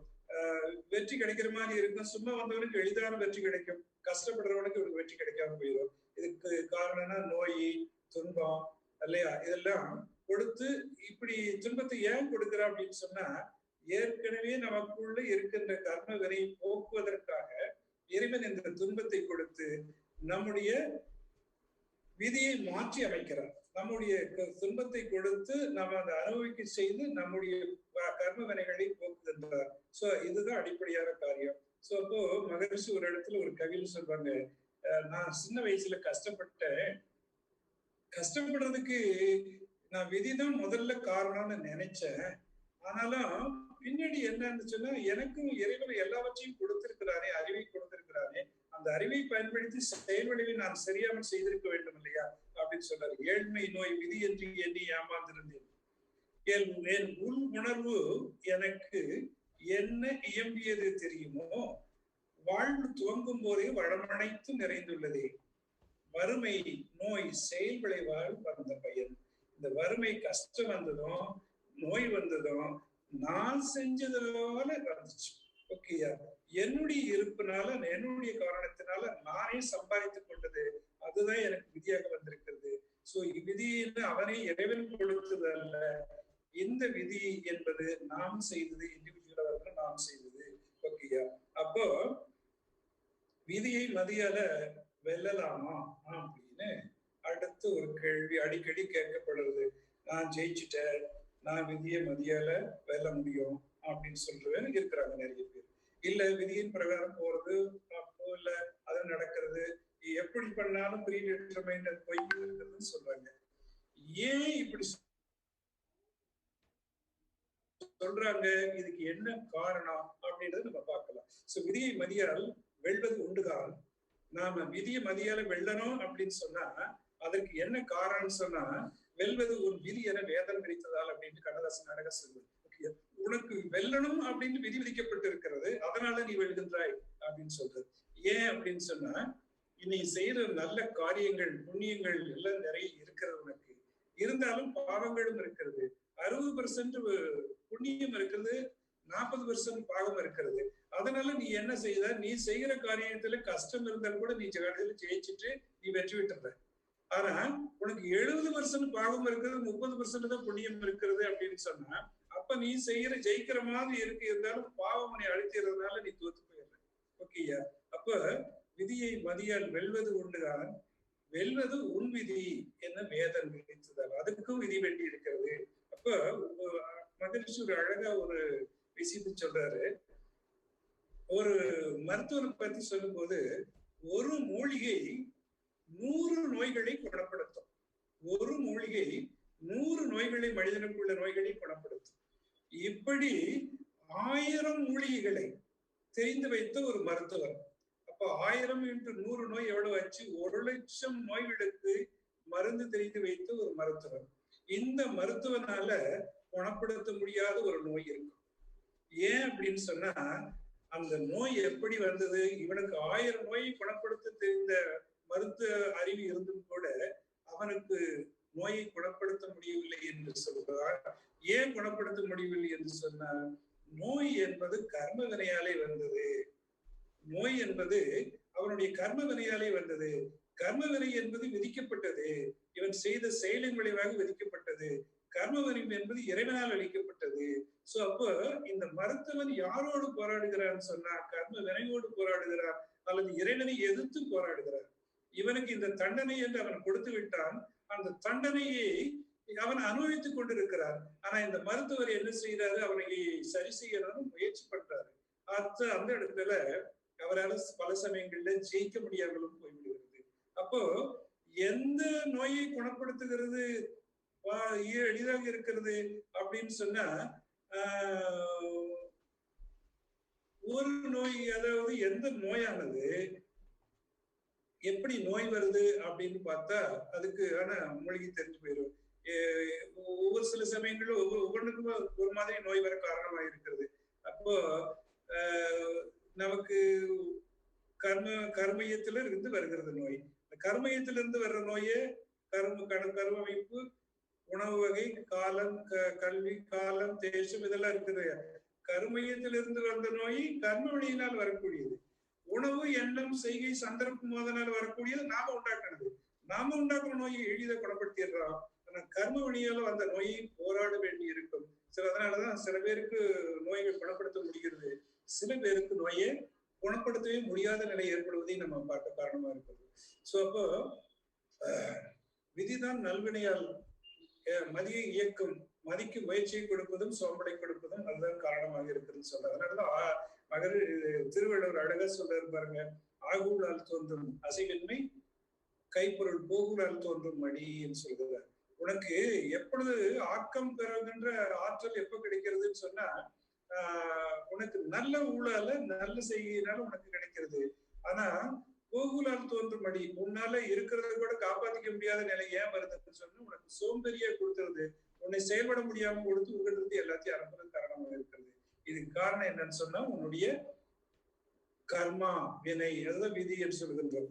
சோ கண்களுக்கு தெரியாத வினை விளைவுப்படிதான் விதிதான் மதியை நடத்தி கொண்டிருக்கிறது பல விதத்துல. அதனாலதான் நீங்க என்னதான் செய்தாலும் நமக்கு சில விஷயங்களை பாத்தீங்கன்னா வகுத்தான் வகுத்த வட்டி எல்லாம்னு சொல்லுவாங்க. என்னதான் என்ஜாய் பண்ணணும்னு நினைச்சாலும் எவ்வளவு வசதி இருந்தாலும் என்ஜாய் பண்ண முடியாது இல்லையா?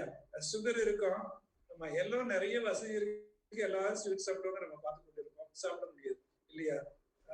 அப்புறம் என்ன இருக்குது, பசியோடு இருக்க காலம் இருக்கிறது. அப்பொழுது காசு இல்லை வாங்கி சாப்பிடுறதுக்கு. இப்பொழுது காசு நிறைய இருக்கிறது, ஆனால் சாப்பிட முடியாத காலம் இருக்கு இல்லையா? வகுத்தான் வகுத்தபடி எல்லாம் கோடி தொகுத்தாருக்கும் துய்த்தல் அறிது அப்படின்னு என்ன சொல்றது.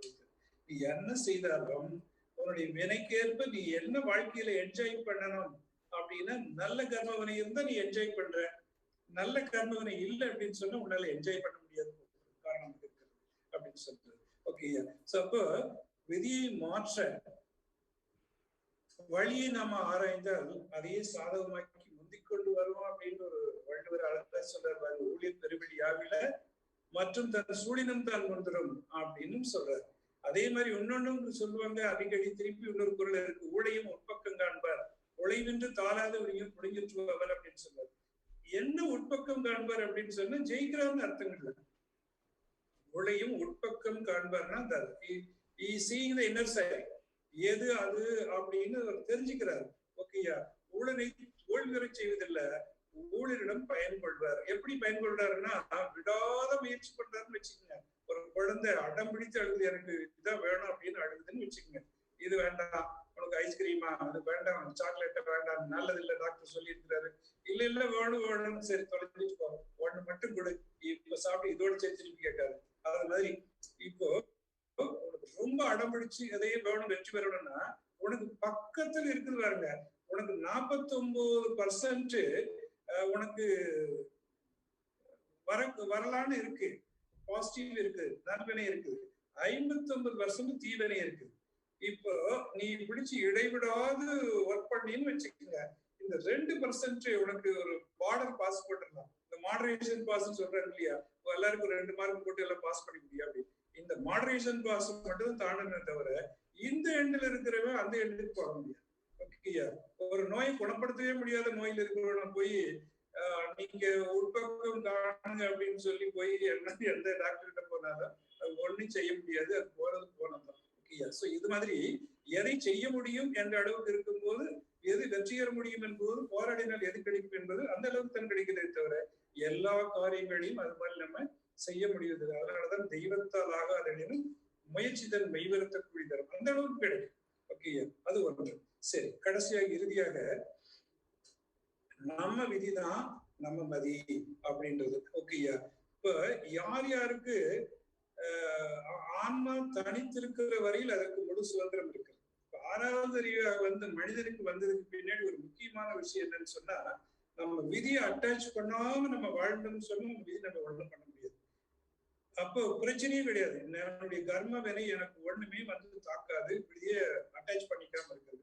விதி எப்படி அட்டாச் பண்ணிக்காம இருக்கிறது அப்படின்னு சொன்னா, பாதிக்காம இருக்கிறது அப்படின்னு சொன்னா, உலகோல தொடர்பு கொள்ளாமல் இருந்தா விதியோட மதிக்கு தொடர்பு இல்லாமல் போயிடும். ஓகேயா?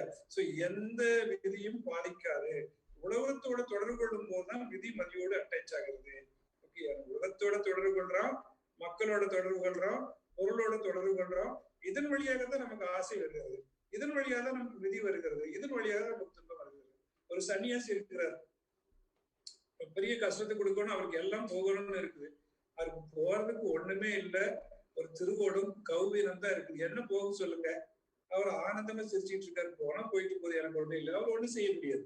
சோ எது அட்டாச்மெண்ட்ல இருக்குதோ அது வரைக்கும் நம்ம விதி பாதிக்கிறது. அட்டாச்மெண்ட்ஸ் இல்லை அப்படின்னு சொன்னா அவருக்கு பெரிதாக விதி ஒன்றும் செய்ய முடியாது. ஏன்னு சொன்னா அவர் தன்னுடைய கர்மா தனக்குள்ளேயே நிறுத்திக் கொள்கிறார். அப்ப அதை போய் வெளியே போய் அது செய்வதற்கு ஒன்றுமில்லை. இதுக்கு ஒரு உதாரணம் என்ன சொல்றாங்க அப்படின்னு சொன்னா, ஒரு முரட்டு நாய், அந்த முரட்டு நாயை ஒரு சங்கிலியால் எடுத்து கட்டி வச்சிருக்கிறாங்க. அது ரொம்ப சிவந்த கண்களோடு மிக கோபம் பார்த்துக்கிட்டு இருக்கிறது. ஆனா ஒரு பூனை அந்த இடத்துல மிக சாதாரண அமைதியா வந்து அது பக்கத்துல வந்து அப்படியே சுத்திக்கிட்டு போய்கிட்டே இருக்குது. அது கொஞ்சம் கூட அந்த நாயை பத்தி பயப்படவே இல்லை. ஏன் அப்படின்னு சொன்னா அந்த பூனைக்கு தெரியும் அந்த நாயினால தான் கிட்ட வர முடியாது. ஏன்னா அது வலிமையான சங்கிலியால் கட்டப்பட்டு இருக்கிறது, அந்த கோட்டை தாண்டி அதனால வர முடியாதுன்னு தெரியும். ஸோ இதுக்கு பேர் தான் இந்த பவர் ஆஃப் நாலேஜ் அப்படின்ட்டு அந்த டைட்டிலுக்கு பேர் கொடுத்திருக்காங்க, அந்த பவர் ஆஃப் நாலேஜ். ஸோ உன்னால் என்னை ஒன்றும் செய்ய முடியாது. ஏன்னு சொன்னா உனக்கு அவ்வளவுதான் வர முடியும், எனக்கு வந்து அட்டாச்மெண்ட்டும் கிடையாது, நீ என்னை ஒன்றும் செய்ய முடியாது. ஓகேயா? ஸோ இதுதான் பவர் ஆஃப் நாலேஜ் அப்படின்னு சொல்லுது. அப்ப மனிதன் மனதுல ஆசைகளற்ற தன்மை வரும்போது எதையும் அதுல அட்டாச் பண்ண முடியாமல் விதி நிற்கிறது என்பது அடிப்படையான விஷயங்கள். ஏன் எல்லா சாஸ்திரங்களும் இப்படி சொல்லுது அப்படின்னு சொன்னா, என்ன நீ உன்னால முடியும், நீ தான் வெற்றி பெற போற, நீ தான் மாற்றிக்கொள்ள வேண்டும், இப்படிதான் எல்லா சாஸ்திரங்களும் எல்லா புத்தகங்களும் இருக்கிறது. இந்த சாஸ்திரங்கள் எல்லாம் ஏன் அப்படி சொல்கிறதுன்னு சொன்னா, இல்ல விதி பிரகாரம் நடக்கலாம், விதி பிரகாரம் தான் ராமன் காட்டுக்கு போவான் 14 வருஷம், விதி பிரகாரம் இதெல்லாம் நடக்கும் அப்படின்னு சொல்லவே இல்லை. ஓகேயா? இது எல்லாமே உன்னால் முடியும் என்று சொல்கிறது. இப்ப ஏன் அப்படி சொல்கிறதுன்னு சொன்னா, தற்சுதந்திரத்தை அடிப்படையாக கொண்டுதான் எல்லா சாஸ்திரங்களும் எழுதப்பட்டிருக்கிறது. தனி மனிதனுடைய தற்சுதந்திரத்தை அடிப்படையாக கொண்டுதான் எல்லா சாஸ்திரங்களும் எழுதப்பட்டிருக்கிறது. அதனால்தான் அது விதியை பற்றி கவலைப்படாமல் மனதின் நல்ல வழியிலே செலுத்து என்கிறது. அப்படி சொன்னால்தான் மனிதன் ஊக்கம் பெற்று மேல வர முடியும். சோ நல்ல செயல்களை விதி தனக்கு சாதகமாக்கும், தீய செயல்கள் விதி தனக்கு சாதகமாக்காமல் துன்பத்தை கொடுத்துவிடும். சோ மனிதனுக்கு ஊக்கம் பெற வேண்டும் என்பதனாலதான் எல்லா சாஸ்திரங்களும் தற்சுதந்திரத்தை அடிப்படையாக வைத்திருக்குது. இப்ப யாருடைய விதி, நான் முதல்லயே சொன்னேன், யாருடைய மதி என்று கேட்டார், விடை என்ன சொல்லலாம்? உங்களுடைய விதி, உங்களுடைய மதி. ஓகேயா? யாருடைய விதி? நமக்கு வருவது நம்முடைய விதி, மற்றொரு விதி இல்லை. நமக்கு வருவது நம்முடைய விதி. நமக்கு விதிக்கப்பட்டது இவ்வளவு நல்லது நடக்கணும், இவ்வளவு சிறப்பு வரணும், இவ்வளவு கஷ்டம் வரணும், இவ்வளவு துன்பம் வரணும், இத்தனை ஆண்டுகள் இருக்கணும். யாருடைய விதி? அந்த தனி தனி தனி ஆத்மாவுடைய விதி. அதே மாதிரி யாருடைய மதி? அந்த மனிதனுடைய மதி. ஓகேயா? அந்த மனிதன் தான் கற்று தெரிந்த அறிவிலிருந்து எப்படி சிறப்பாக வாழ்வது என்று தெரிந்து கொண்டு அதோடு இணைந்து வாழக்கூடிய அந்த மனிதனுடைய மதி. அப்போ ரெண்டுமே அவனதுதான், விதியே அவனதுதான், மதி அவனதுதான். சோ விதி தன் பூர்வ கர்மாவனுடைய விளைவு. ஒருவருடைய இண்டிவிஜுவலுடைய விதி என்பது அவர்களுடைய பூர்வ கர்மாவின் விளைவாக இருக்கிறது. சோ அப்ப இதுல இருந்து மாறணும். அப்ப அந்த உடலுக்கு வரும் நோயை பார்த்துட்டோம், நோய்கள் அப்படின்றது அதான். சோ விதி என்பது கடைசியா பார்த்தா விதி என்பது என்னன்னா, ஒரு உதாரணம், ஒரு பேரறிவினுடைய நெடுஞ்சாலையாக இருக்கிறது. மதி என்பது சிற்றறிவினுடைய ஒரு இணைப்பு சாலையாக இருக்கிறது, இடைப்பயணமாக இருக்கிறது.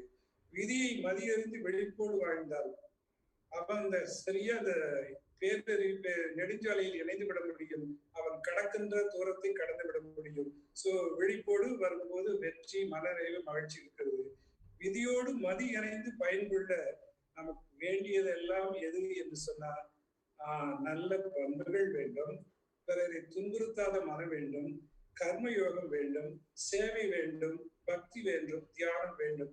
இதை துணை கொண்டால் நிச்சயமாக நம்ம வெற்றியோடு வாழலாம் என்று கூறி, விதியை மதியால் வெல்வதற்கு இதுதான் அடிப்படையாக இருக்கிறது என்று கூறி, நிச்சயமாக விதியை வென்று நாம் எதை சேர வேண்டுமோ அதை அடையலாம் என்று கூறி நிறைவு செய்து கொள்கிறேன். செய்மடுத்த உங்கள் அத்தனை பேருக்கும் என் அன்பை வணக்கத்தை மகிழ்ச்சியை தெரிவித்துக் கொள்கிறேன். வாழ்க வளமுடன் ஐயா. உங்க மதிய வேலை முழுவதையும் எங்களுடன் நீங்க பகிர்ந்துகிட்டதுல ரொம்ப மகிழ்ச்சி. தியானம் அது என்னுடைய விதியே போச்சு. அதாவதுங்கய்யா, இங்க இப்போ பாத்தீங்கன்னா இப்போ 3 விதமான மக்கள் இருக்காங்க இந்த கால்ல. ஒண்ணு வந்து ஒரு சரி. குரூப் வந்து யூகேல இருந்து ஆன்லைன்ல கோர்ஸ் பண்ணிட்டு இந்த தீட்சை எடுக்க முடியாத கொஞ்சம் பேரு. கொஞ்சம் பேர் வந்து ஃபவுண்டேஷன் முடிச்சுட்டு அடுத்த இன்ட்ராஸ்பெக்ஷன் 1 2 3க்கு போக வேண்டிய ஒரு குரூப் இருக்குது. அப்புறம் ஒரு 10 பேர் வந்து ஏபிடி அருள்நிதி பிரம்மஞானம் எல்லாம் முடிச்சுட்டு ஏபிடியா சர்வீஸ் பண்ணிட்டு இருக்கிறோம். சோ இது வந்து பாத்தீங்கன்னா கொஞ்சம் அருள்நிதி முடிச்சவங்களுக்கு ஏபிடி கொடுக்கணும், ஏபிடியா இருக்கிறவங்களுக்கு எம்ஆர்சி நடத்தணும் ரெகுலரா. இதெல்லாம் பேசுறது தான் நம்ம இன்னொரு ஜூம் கால் ஆர்கனைஸ் பண்ணிருக்கிறோம் இன்னைக்கு. சோ நிச்சயம் அதை பத்தி ஒரு சில நிமிடம் பேசலாங்கய்யா. இப்போ வந்து இப்ப கேள்வி நேரத்துக்கு போயிடலாங்களாங்கய்யா. நீங்க அப்படி கேள்விகள் கண்டினியூ பண்ணீங்க. நீங்க 6 மணிக்கு வச்சிருக்க மீட்டிங் அப்ப மெயினா நம்ம எதுக்கு வச்சிருக்கீங்க? அந்த பர்பஸ் இது யூனிவர்சிட்டின்னு போட்டுருந்தா? ஆமா, அது யூனிவர்சிட்டி கூட ஷார்ட் கோர்சஸ் ஆரம்பிக்கிறதுக்காக வேண்டி உங்ககிட்ட சில கைடன்ஸ் கேட்கறதுக்காக போட்டுருந்தோங்கய்யா. சரிங்க சரி. அப்ப இப்ப நீங்க அந்த இது கண்டினியூ பண்றீங்க. அதை முடிச்சுட்டு அப்புறம் அடுத்தது 11:30க்கு வரும்னு நினைக்கிறேங்க. உங்களுக்கு 6 மணிக்கு வரும். சரி சரி சரிங்க சரிங்க சரி. அந்த 6 மணிக்கு எப்படிங்க? நான் 6 மணிக்கு கரெக்டா வரணும், கொஞ்சம் லேட்டா வரலாங்களா? இல்ல நம்ம ஆரம்பிச்சிடலாம், டைமுக்கு ஆரம்பிச்சிடலாம். சரி சரி சரி சரி சரிங்க சரி சரிங்க. நீ கொஸ்டின் கண்டினியூ பண்ணீங்க. அந்த நாளைக்கு அந்த கின்னஸ் ரெக்கார்டுக்கு மட்டும் கொஞ்சம் எல்லாத்தையும் சொல்லி வச்சு நிறைய பேர் சேரதுக்கு ஏற்பாடு பண்ணீங்க. ஆமாங்க. அப்ப அடுத்தது அந்த லிங்க் ஏற்கனவே அனுப்பிச்சு வச்சிருக்கோம். அந்த லிங்க் திருப்பி போடுறேன். Friends, please login and register for the world Guinness record. நாளைக்கு வந்து நடக்குது கூட்டு தியானம். அது வந்து எல்லாரும் கண்டிப்பா நீங்க ரெஜிஸ்டர் பண்ணிருங்க. It is a world Guinness record and all over the world இருந்து பார்ட்டிசிபேட் பண்ணா அதுவும் ஒரு ரெக்கார்ட் தனியா ஆகும்னு நினைக்கிறேன் நானு. Should all participate. அது பண்ணிடலாங்க. அது ஏற்கனவே ப்ரோமோட் பண்ணிட்டு இருக்கிறோம், திருப்பி பண்ணிடுறோம். சரி, ரொம்ப சந்தோஷம். நீங்க வந்து உங்களுக்கு தியானத்துல தோணுன அந்த வரியை மட்டும் மறுபடியும் சொல்லுங்க. நான் கேட்டுட்டு நான் லீவ் ஆயிக்கிறேன். சரிங்க, சொல்றேங்கய்யா. சொல்லுங்க. என்னென புனைவேன் யாரென புகழ்வேன், தன்னிலை உணர்ந்தேன் தான் தனது இழந்தேன், இந்நிலை எவரும் அருகுவரானால் அமைவது தவமே மகிழ்போகமுமே. அற்புதம். வாழ்த்துக்கள். வாழ்க வளமுடன். எல்லாருக்கும் அந்த நிலை கிடைக்கட்டுங்க. வாழ்க வளமுடன். ஐயா நடத்துற தவத்துல உங்களுக்கு இப்படிப்பட்ட உணர்வு கிடைச்சிருக்குன்னா ரொம்ப சந்தோஷமா இருக்கு. அதனால அடுத்த நாளைக்கு பஞ்சபூத நகர தவத்துல எல்லாத்தையும் உட்கார வச்சு அந்த நிலை கிடைக்க வைங்க நீங்க. வாழ்த்துக்கள். வாழ்க வளமுடன். இப்ப நம்ம வந்து கேள்வி பதில் போவோம். Please raise your hands. I will unmute you and then you can come. Sundar, Udayanan ஐயா நீங்க வாங்க.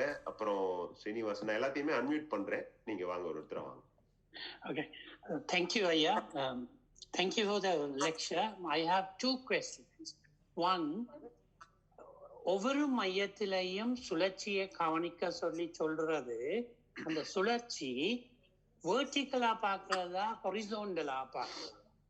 பாவனை செய்யறது வெர்டிகல் ஓ ஹொரிசோண்டல்? அது முதலாவது கேள்வி. வாழ்க வளமுடன். சரிதான். அதாவது நீங்க ஸ்பைனல் வெர்டிகலா இருக்கு இல்லையா? வெர்டிகலா இருக்கிற ஸ்பைனல்ல நீங்க ஹரிசாண்டலா தான் சொல்லலாம். அது மாதிரி பாவனை பண்ணாதே ஈஸியா இருக்கு. ஓகே, வெர்டிகலா இருக்குது, அது ஹரிசாண்டலா சொன்னப்ப சரியா இருக்கும். அப்படி பண்ணிக்க. ஓகே ஐயா. ஓகே, இன்னும் ஒரு கேள்வி.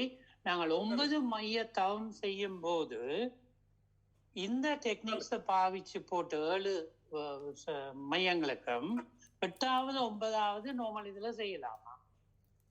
அவசியம் செய்யலாம். எல்லா தவத்துக்குமே கீழ இருந்து வர்ற மையம் 9 மையம் சொன்னாலும் சரி, வேற எப்படி செய்தாலும் சரி, இந்த டெக்னிக் யூஸ் பண்ணீங்கன்னா அந்த சென்டர் உங்களுக்கு உடனே தெரியும், ஆக்டிவேட் ஆகும். ஓகேயா? 2-3 தடவை செய்து பழகிட்டீங்கன்னா அப்புறம் தானா அது வந்துடும், உங்களுக்குள்ள வந்துடும். ஓகே, அது நீங்க கண்டினியூ பண்ணலாம். வாழ்க வளமுடன். தேங்க்யூ. வாழ்க வளமுடன் ஐயா. Thanks sir. சார், ஒரு கொஸ்டின்ஸ், மேபி 2-3 கொஸ்டின்ஸ் இருக்குங்க. ஒன்று வந்து இந்த பிசிக்கல் எக்ஸசைஸ்லாம் இப்போ வந்து உடம்பு சரியில்லாதவங்களும் செய்யலாங்களா? ஏன்னா சில டைம் இல்லை, நார்மலாக இருக்கவங்களுக்கே ஃபீவர் அந்த மாதிரிலாம் வரும்போது பிசிக்கல் எக்ஸசைஸ் செய்யலாங்களா? ஏஜ்ட் பர்சன்ஸ்க்கு செய்யறது அட்வைசபிளுங்களா? அது ஒரு கொஸ்டின். பிசிக்கல் எக்ஸசைஸ் ஐயா, எனர்ஜி உடல் முழுக்க டிஸ்ட்ரிபியூட் பண்றதுக்கு தான் இந்த பிசிக்கல் எக்ஸசைஸ். அதனாலதான் மகிழ்ச்சி 8 வயசுல இருந்து 80 வயசு இருக்கிறவங்க கூட நல்லா செய்யலாம் சொன்னார். 94 வயதுல அவர் சொன்ன வார்த்தை என்னன்னா, எனக்கு இப்போ அந்த மகராசனம் மட்டும்தான் படுத்துட்டு குப்புறப்படுத்திட்டு செய்ய முடியல, மற்ற எல்லா பயிற்சியும் நான் பண்றேன். நான் இந்த பயிற்சி பண்ணி முடிச்சதுக்கு பின்னாடி தான் எனக்கு டீ குடிக்க சொல்லியிருக்கிறேன் காலையில. அதனால நானும் டீ குடிக்கணும் அப்படின்னா அந்த பயிற்சி பண்ண வேண்டி இருக்கு அப்படின்னு. ஓகேயா, அவரே ஒரு கண்டிஷனை வைத்துக் கொண்டு. சோ எல்லாரும் செய்யலாம். ஒண்ணு, எந்த வயதிலும் செய்யலாம். நோய் அதிகமாக இருந்து அசதியாக இருந்து முடியலைன்னா செய்ய வேண்டாம். ஏதாவது ஒரு பர்டிகுலர் இடத்துல இப்ப ஸ்பைனல்ல வலி இருக்குது அப்படின்னு சொன்னா ஸ்பைனல் கார்டுக்கு சம்பந்தப்பட்ட மகராசனம் செய்ய வேண்டாம். தோள் பட்டியல அதிக வலி இருக்குதுன்னா கை சுத்தம் செய்ய வேண்டாம். மற்ற போது நீங்க எல்லா பயிற்சிகளும் செய்து கொண்டு வரலாம். செய்துட்டு ரிலாக்ஸேஷன் பண்ணீங்கன்னா இன்னும் எனர்ஜி கூடும், உடல்ல நல்லா இருக்கும், ஃப்ரீயா இருக்கும். ஓகேயா, வாழ்க்கை. Thanks sir. One more question sir. Sorry, இப்ப நீங்க வந்து விதி வந்து மதியால் வெல்லலாம்னு சொன்னீங்க. ஒரு சிலருக்கு விதியாலேயே மதி ஒரு லிமிட்டட் நாலேஜ்னாலதான் இருக்கும். அந்த மாதிரி சிச்சுவேஷன்ல இன்னொருத்தர் வந்து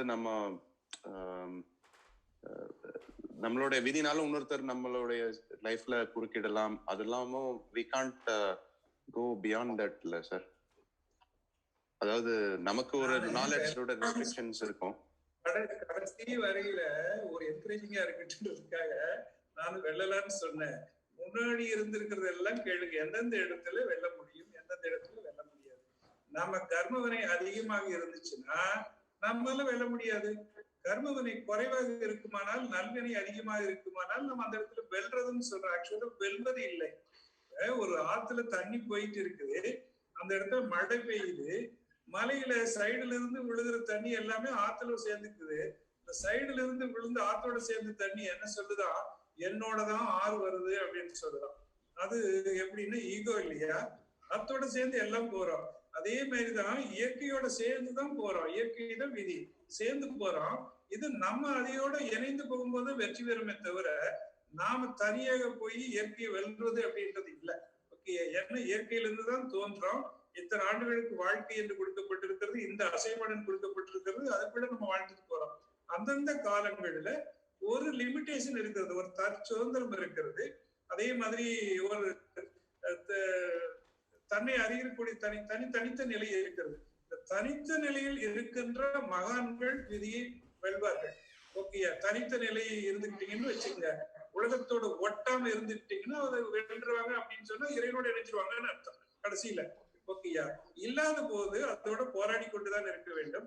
போராட்டத்துல நமக்கும் வெற்றி கிட்டும், நல்வனை அதிகப்படுத்தினா, இல்லைன்னு சொன்னா அதுக்கும் வெற்றி கிட்டும், தீவனை அதிகமா இருக்குமானா.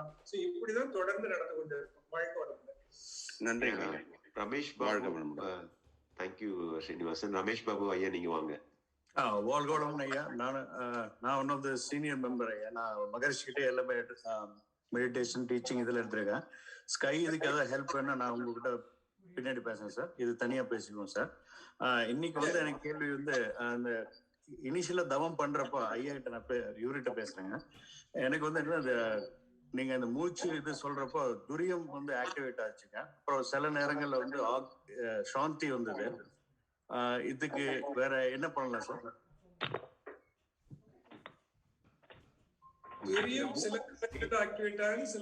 இல்ல சார், நான் மூச்சு எடுக்கிறப்ப ஆட்டோமேட்டிக்கா துரியத்துல நின்று அடுத்த சென்டர் வர மாட்டேங்க. கொஞ்சம் டிஃபிகல்ட்டா இருந்துச்சு. குறிப்பா இந்த மணிபூரகம் வந்தது, அந்த மூச்சு இது பண்றப்போ துரியத்துல நின்று. பரவாயில்ல, அதனால ஒண்ணு இல்ல. நீங்க அந்த இடத்துல மட்டும் கான்சென்ட்ரேட் பண்ணி வச்சு பாத்தீங்கன்னா, இப்ப நீங்க ரொம்ப காலமா சாந்தி பண்ணிருக்கிறீங்க. ஆமா, அதுதான் எனக்கு வருதுங்க. அதிகமான பழக்கம் இருக்கிறதுனால உங்களுக்கு அங்க மட்டும் தெரிகிறது. இந்த மையத்துல பழக்கம் வருவதற்கு நீங்க என்ன செய்யணும்னு சொன்னா, இப்படி செய்து பாருங்க. செய்து கொஞ்ச நேரம் 2 தடவை 3 தடவை கண்டினியூ பண்ணீங்கன்னா உங்களுக்கு அந்த பழக்கம் வந்து போயிடும். சரி, ஓகே, தேங்க்யூ. Thank you sir. வாழ்க வளமுடன். சிவா, அப்புறம் ஹரிபோஸ், அப்புறம் தீபா. ஐயா வாழ்க வளமுடன். ஒரு சிறிய சிந்தனை. ஒரு அரசியல் பிழைத்தார்க்கு அறம் கூற்றாவதும், உரைசால் பத்தினியை உயர்ந்தோர் ஏற்றலும், ஊழ்வினை உறுத்து வந்து ஊட்டும். நீங்க இன்றைய சிந்தனையை எங்களுடன் பகிர்ந்து கொண்டதற்கு மிகவும் நன்றி. அதுவே ஒரு விதி என்று நினைக்கிறோம். ஆனால் அந்த விதியை மதியால் எப்படி வெல்லலாம் என்பதை மிகவும் தெளிவாக சொன்னீர்கள். அதற்கு மிகவும் நன்றி. ஒரு சிறிய சந்தேகம். இந்த தவத்தில் நீங்கள் ஆக்னியில் நிற்கும் பொழுது சிவப்பு அல்லது ஆரஞ்சு நிறத்தில் ஒரு புள்ளி மயமாக தெரியும் என்று சொன்னீர்கள். இதுவே நாங்கள் ஒரு மாதத்துக்கு முன்பு வேத சுப்பையா அவர்கள் சொல்லும் பொழுது ஒரு வைப்ரேஷன் மாதிரி ஃபீல் பண்ணுவீங்கன்னு சொன்னாங்க. இப்படி ஒவ்வொருத்தருக்கும் ஒவ்வொரு அனுபவம் இருக்குமா, இல்லை அனைவருக்கும் ஒரே அனுபவம் தான் ஏற்படுமா? அதாவது ஒவ்வொரு நிலைக்கு தகுந்த மாதிரி அனுபவம் இருக்கும். வைப்ரேஷன் அந்த இடத்திலேயே இருக்கும்போது அழுத்தம் மட்டும் தெரியும். அது மட்டும் இந்த அழுத்தம் தெரியுது அப்படின்றது ஆர்டினரி பிட்யூட்டரியுடைய ரிஃப்ளெக்ஷன் தான் அழுத்தமா இருக்கும். ஆனா ஆழமா போனீங்கன்னு சொன்னா அந்த இடத்துல ஒளி தோன்றும் இல்லையா? உங்களுக்கு ஒளி தோன்றதுக்கு நான் ஒண்ணு செய்யறேன். நீங்க என்ன செய்யறீங்க, காலையில நல்ல தவம் பண்ணிட்டு சன்ரைஸ் சன்னை பாருங்க, திருப்பி கண்களை மூடி தவம் பண்ணுங்க, மீண்டும் சன்னை கவனிங்க, மீண்டும் கண்களை மூடி பண்ணுங்க, உங்களுக்கு அந்த இடத்துல ஒளி வந்து போயிடும். ஓகேயா? நீங்க பார்க்கிற உங்களுக்கு இது நிலைக்கும் மாதிரி.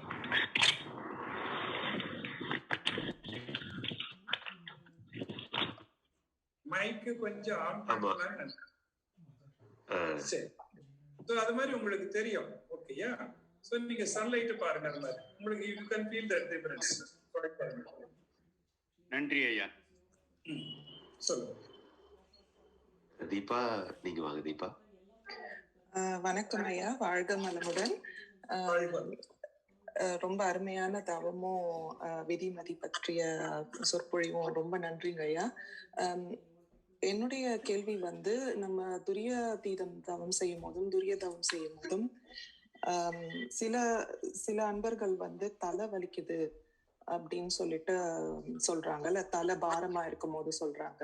சோ அதுக்கு வந்து நம்ம சாந்தி பயின்றுட்டு அந்த அப்படின்ற ஒரு வார்த்தை வச்சு சாந்தி பயிலும் போது அது அப்படிதான் வந்து டெக்னிக் வந்து சொல்லி கொடுத்தாங்க. சோ இதை தவிர வேற ஏதாவது பண்ணணுமா, இல்ல ஆசிரியரா இருக்கும் போது நம்ம வந்து வேற ஏதாவது டெக்னிக் சொல்லணுங்களா? இல்ல, முதல் ஆரம்ப நிலை பாதகர்களுக்கு துரியம் பண்ணும்போது ஆக்னை பண்ணும்போது தலைவலி வரும். இப்ப வரும்போது நாம என்ன செய்யறோம், ஒரு வாரத்திற்கு அல்லது 4 நாட்களுக்கு மேல அது பண்ண வேண்டாம், திருப்பி சாந்தி கொடுத்து கீழே வர சொல்லிடுறோம். அப்ப ஏன்னா மேல அதிகமாக பழக்கமாயிட்டு திருப்பி கீழே கொண்டு போறதுக்கு சிரமமா இருக்கும் அப்படின்றதுனால சாந்தியை நம்ம பழக்கி விட்டுறோம். அப்புறம் துரியம் போகும்போது பெருசா ரொம்ப ரேர், துரியம் பின்னாடியும் தலைவலிக்கிறது ரொம்ப ரேர் தான். அப்படி வந்துட்டாலும் சாந்திக்கு வந்துட வேண்டியதான், வேற ஒண்ணும் இல்ல. சாந்திக்கு கீழே சாந்தி இறக்கி கொடுத்து சாந்தியில வந்துட வேண்டியதுதான். சக்தியில் இதே மாதிரி கவனிங்க, மூச்ச மேலையும் கீழே கவனிக்க சொல்லுங்க. அந்த காலத்துல என்ன செய்வோம் அப்படின்னு சொன்னா, சாமி எப்படி சொல்லி கொடுப்பாரு, அதாவது நீங்க அரணா கயிறு மாதிரி ஒரு நூலை கட்டிக்குங்க, அந்த அரண கயிறுல ஜாதிக்காய் இருக்கு பாருங்க, ஜாதிக்காய் அல்லது இந்த உத்ராட்ச கோட்டை அது மாதிரி ஒரு திருத்த ஒண்ணு அதை கோர்த்து சாந்தி யோகத்துக்கு பின்னாடி வர்ற மாதிரி வச்சுக்கோங்க, நினைவு அங்கேயே கீழே வந்துடும் அப்படிம்பாங்க. சோ அந்த நினைவு அந்த இடத்துக்கு வரணும் அப்படின்றதுக்காக அது மாதிரி ஏதாவது ஒரு டச், ஒரு அழுத்து கொடுத்து கீழே கொண்டு வந்துக்கிறோம், அவ்வளவுதான். துரியாதயத்துக்கு போயிட்டா கீழே வரவே வராது. துரியாதயத்துக்கு போய் அவருக்கு தலைவலிக்குதுன்னா அவர் ஒன்னும் சரியா துரியாதீதம் போகலைன்னு அர்த்தம், முயற்சி பண்ணணும்னு அர்த்தம். வாழ்க்கை வளமுடன், நன்றி. ஹரி போஸ், ஹரி நீங்க வாங்க. அடுத்தது லக்ஷ்மி குப்தா ஐயா கை தூக்கியிருக்காங்க. ஓகே, வாழ்க வளமுடன் ஐயா. எனக்கு ஒரு சின்ன கொஸ்டின். ஆக்சுவலா என்னன்னா, நீங்க சொன்ன விளக்கம் ரொம்ப நல்லா இருந்தது. மதி விதியை பத்தி இதை பத்தி சிந்தனை எனக்கு எப்பயுமே உண்டு. ரொம்ப நன்றி, நல்ல விளக்கமா இருந்தது. என்ன ஒரு கொஸ்டின்னா, வினைப்பதிவுகளோ நான் அந்த விதி வந்து நம்ம உடல் விட்ட பின்னாடியும் நம்மளை தொடரும்னு சொல்லியிருந்தீங்க. விதிதான் நம்மளுடைய பல செயல்களையும் தீர்மானிக்குது. மதிக்கு ஒரு லிமிடேஷன் இருக்கு, அதே மாதிரி விதிக்கும் ஒரு லிமிடேஷன் இருக்குன்னு சொல்லியிருந்தீங்க. விளக்கம் ரொம்ப நல்லா இருந்தது. நம்ம இந்த உடல் விட்ட பின்னாடி அந்த வினைப்பதிவுகள் நம்மளை தொடரும் போது அதனுடைய நிலை என்ன ஆகும்? ஆக்சுவலா வேதாத்ரி ஒரு வீடியோல பேசிட்டு இருக்கும் போது என்ன சொன்னாங்கன்னா, ஒத்த மன இயல்புடைய உயிர்களோட அது இணைந்துக்கும் அப்படின்னு சொன்னாங்க. அப்படிப்பட்ட சூழ்நிலையில நம்மளுடைய புண்ணிய பதிவுகள் அவங்களுக்கு பெனிஃபிட்டா இருந்தா அது பரவாயில்ல, நம்மளுடைய பாவ பதிவுகள் அவங்களுக்கு துன்பம் தந்துட்டா அது பிரச்சனை தானே, இன்னொரு உயிருக்கு நம்ம அது துன்பம் தர்ற மாதிரி ஆயிரும் இல்லைங்களா? ஆனா நீங்க பேசும்போது மறுபிறப்பு அதை பத்தியும் பேசியிருந்தீங்க. இது எனக்கு கொஞ்சம் புரியாத விஷயமாவே இருக்கு, கொஞ்சம் விளக்க முடியுங்களா ஐயா? அதாவது ரெண்டு கருத்து அதுல இருக்கிறது. ஒண்ணு, சாமி சொல்றது ரொம்ப எளிதான சயின்ஸ் பிரகாரமா இருக்கக்கூடியதாக இருக்கிறது. சோ அது அகம் சாராததாக புறம் சார்ந்ததாக ஈஸியா இருக்குது. அதாவது அப்பா அம்மான்றது முன்பிறவி, குழந்தைகள்ன்றது பின்பிறவின்னு ஈஸியா சொல்லிடுறாரு. சோ அது ஈஸியா போச்சு. பட் ஸ்பிரிச்சுவல் உலகம் இன்னொன்னு இருக்குது பாருங்க. ஏற்கனவே இருக்கிறவர்கள் இப்ப அதை எடுத்துக்க மாட்டாங்க. ஏற்கனவே வேதங்கள்ல, உபநிஷத்துக்கள்ல, மற்ற இதுல இருக்கிறது எல்லாமே, ஈவன் கிறிஸ்டியானிட்டி மற்ற எல்லாத்துலயுமே பார்த்தா முன்பிறவி கொள்கை அப்படின்றது இருக்கிறது. வள்ளுவரும் அதை பல இடங்கள்ல சொல்றாரு. எழுவர புத்திய விதிண்டா பணிவரக்கா பன்மணி மக்கள் பெரு என்றோம். பிறவி பெருங்கடல் நீந்துவர் நீந்தார் இறைவனடி சார் என்றோம். பல இடங்களிலும் பிறவி என்பது பெரும் கடலாக இருக்கக்கூடியது அப்படின்னு சொல்லக்கூடிய வாசகங்கள் இருக்கிறது. சாமி கூட இது எனக்கு கடைசியில என்ன சொல்லுவாரு, இதெல்லாம் ஒரு கதை மாதிரி, இதுல எனக்கு ஒன்றும் அனுபவம் கிடையாது, அதனால முன்பிறவி பின்பிறவி பார்க்கறதுக்கு முன்னாடி இந்த பிறவியில் நீங்க என்னவா இருக்கிறதுன்னு பாருங்க, மற்றதெல்லாம் விளங்கி கொள்ளும் அப்படின்னு சொல்லுவாங்க. ஓகேயா? சோ இது ஒரு எத்தனையோ கதைகள் கேட்டிருப்பீங்க, அதோட இது ஒரு கதையை வச்சுக்கோங்க அப்படின்னு சொல்லுவாங்க. மற்ற பிளாஸ்டிக் மாதிரி அவங்க அதை இன்சிஸ்ட் பண்ண மாட்டாங்க. சோ அதனால அது ரெண்டு கருத்தும் இருக்கிறது. சாமியை கருத்து எடுத்துக்கிறவங்க அப்படி எடுத்துக்கொள்ளலாம், அது வேதங்கள் இருக்கிற கருத்து மற்றவர்கள் சொன்ன கருத்து எடுத்துக்கிறது எடுத்துக்கலாம். அப்படி இருக்கிறது நிறைய பேர் இருக்கிறாங்க உலகத்துல. சோ அதனால நான் போய் இது அதுன்னு நான் மாற்றி சொல்வதற்கு விரும்பவில்லை. ஓகே, உங்களுக்கு எது பிடிக்குதோ அதை எடுத்துக்கொள்ளுங்கள். வாழ்க வளமுடன். வாழ்க வளமுடன் ஐயா, ரொம்ப நன்றி ஐயா. வாழ்க வளமுடன் ஐயா. ரொம்ப அருமையா இருந்தது ஐயா உங்களுடைய இந்த ஸ்பீச்சுங்க ஐயா. ஒரு சின்ன கேள்வி. நம்ம சஞ்சித பிராரப்த கர்மங்கள்னால நம்ம ஏற்படக்கூடிய வினைப்பதிவுகள் எல்லாமே உள்ளேதான் இருக்கும்.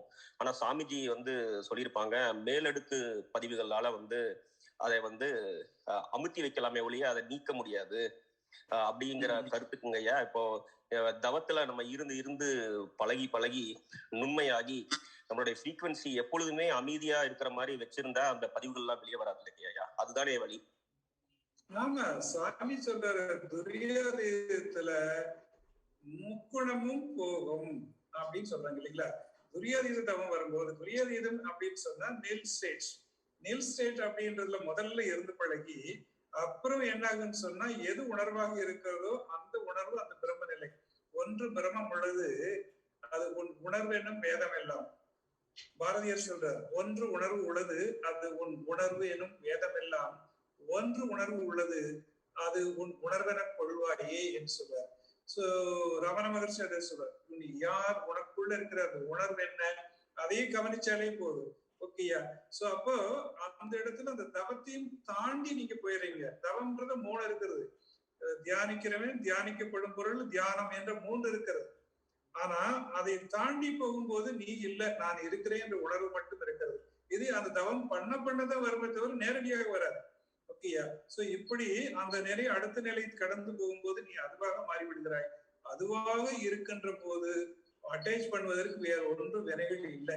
ஆனா திருப்பி கீழே வரும்போது, இயல்பு நிலைக்கு வரும்போது திருப்பி அது அட்டாச் ஆகதான் செய்யும். ஓகேயா? சோ அவ்வளவுதான் விஷயமே. அப்போ இது கொஞ்சம் கொஞ்சமா நம்ம அதை அதிகப்படுத்தும் போது இது இல்லாமல் போய்கொண்டே இருக்கும், தரஞ்சு கொண்டே இருக்கும். சோ வாழும் காலத்துல பழகி கொண்டே வந்தோம்னா வாழ்க்கையில இறுதியில நம்ம எதை அடையணுமோ அதை நம்ம நிச்சயமாக அடைய முடியும். அதைத்தான் தொடர்ந்து பயிற்சி பண்ண வேண்டும். வாழ்றோம். ரொம்ப நன்றிங்க ஐயா. ஐயா, நான் ஒரு 10-12 இயர்ஸ் முன்னாடி உங்க திண்டுக்கல் அறிவு திருக்கோயில்ல ஒரு ப்ரோக்ராம் அட்டன் பண்ணங்க ஐயா. நீங்க ஒவ்வொரு மையத்திலயும் ஒரு மௌனம் இருக்க வச்சு 3/4 மணி நேரத்துக்கு ஒரு தடவை ஒரு பெல் அடிப்பீங்க. அது வரைக்கும் ஒரு மையத்திலேயே இருக்க வைப்பீங்க. அதுதான் அற்புதமா இருந்தது. நீங்க அட்டன் பண்ணுங்க. அந்த மாதிரி நம்ம யூகேலயும் பண்ணலாம் இல்லைங்களா ஐயா? எல்லா இடத்துலயும் பண்ணலாம். இடம் இருக்கு, எங்க வேணாலும் நேரம் இருந்துச்சுன்னா எங்க வேணாலும் பண்ணலாம். எதையாவது பண்ணி அடையணும், அவ்வளவுதானே பண்ண முடியும். வாழ்க வளமுடன். வாழ்க வளமுடன். இன்னும் வேற யாராவது கேள்வி இருந்தா கேளுங்க, இல்லைன்னா we will conclude the session. ஃபைனலா ஒரே ஒரு கேள்வி. அந்த ஆன்மார்க்கு வந்து அழிவில்லைன்றாங்க. ஆன்மாவுக்கு வந்து உயிர் ஆன்மாவுக்கு அழிவு இல்லைன்னு சொல்றாங்க இல்லைங்களா? அது கரெக்ட்? ஆன்மாவுக்கு அழிவு இல்லை என்பது என்ன சொல்ல வரீங்க? ஆமா சார், அது வந்து ஆன்மாக்குன்னு ஒரு தனியா உயிர் ஒன்றும் கிடையாது இல்லைங்களா? இது இட்ஸ் an infinite particle மாதிரி இல்லைங்களா?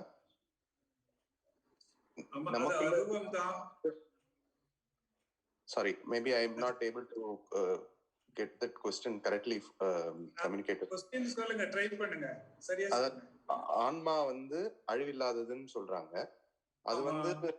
அது வந்து ஒவ்வொருத்தர் உடம்புலயும் வரும்போது நமக்கு வந்து இயற்கையாவே இந்த பஞ்சபூதங்கள் சேர்ந்ததுதான் நமக்கு வந்து உடம்பா மாறிடுது. திரும்பி அது நம்மளை விட்டு போயிடுது. But is it going to reach that உடம்பை கட்டிக்கொள்கிறது? ஆன்மா வந்ததுக்கு பின்னாடி அது தனக்கு வேண்டிய உடம்பை, அதாவது கருவுல ஓவமாகவும் அதாவது ஸ்போமாவும் வந்து ஒரு சின்னதா வந்து கருவுல வந்து அது தனக்கு வேண்டிய உடம்பை தானே கட்டிக்கொள்கிறது. அது 10 மாதங்கள் கழிச்சு வளர்ச்சி பெற்று வெளியே வருகிறது. அது தொடர்ந்து வளர்ந்து கொண்டே இருக்கிறது. ஆனா அடிப்படையாக அதுதான் கட்டிக்கொண்டு அதுக்கு வேண்டியதை அமைத்துக் கொண்டு அது வெளிவருகிறது.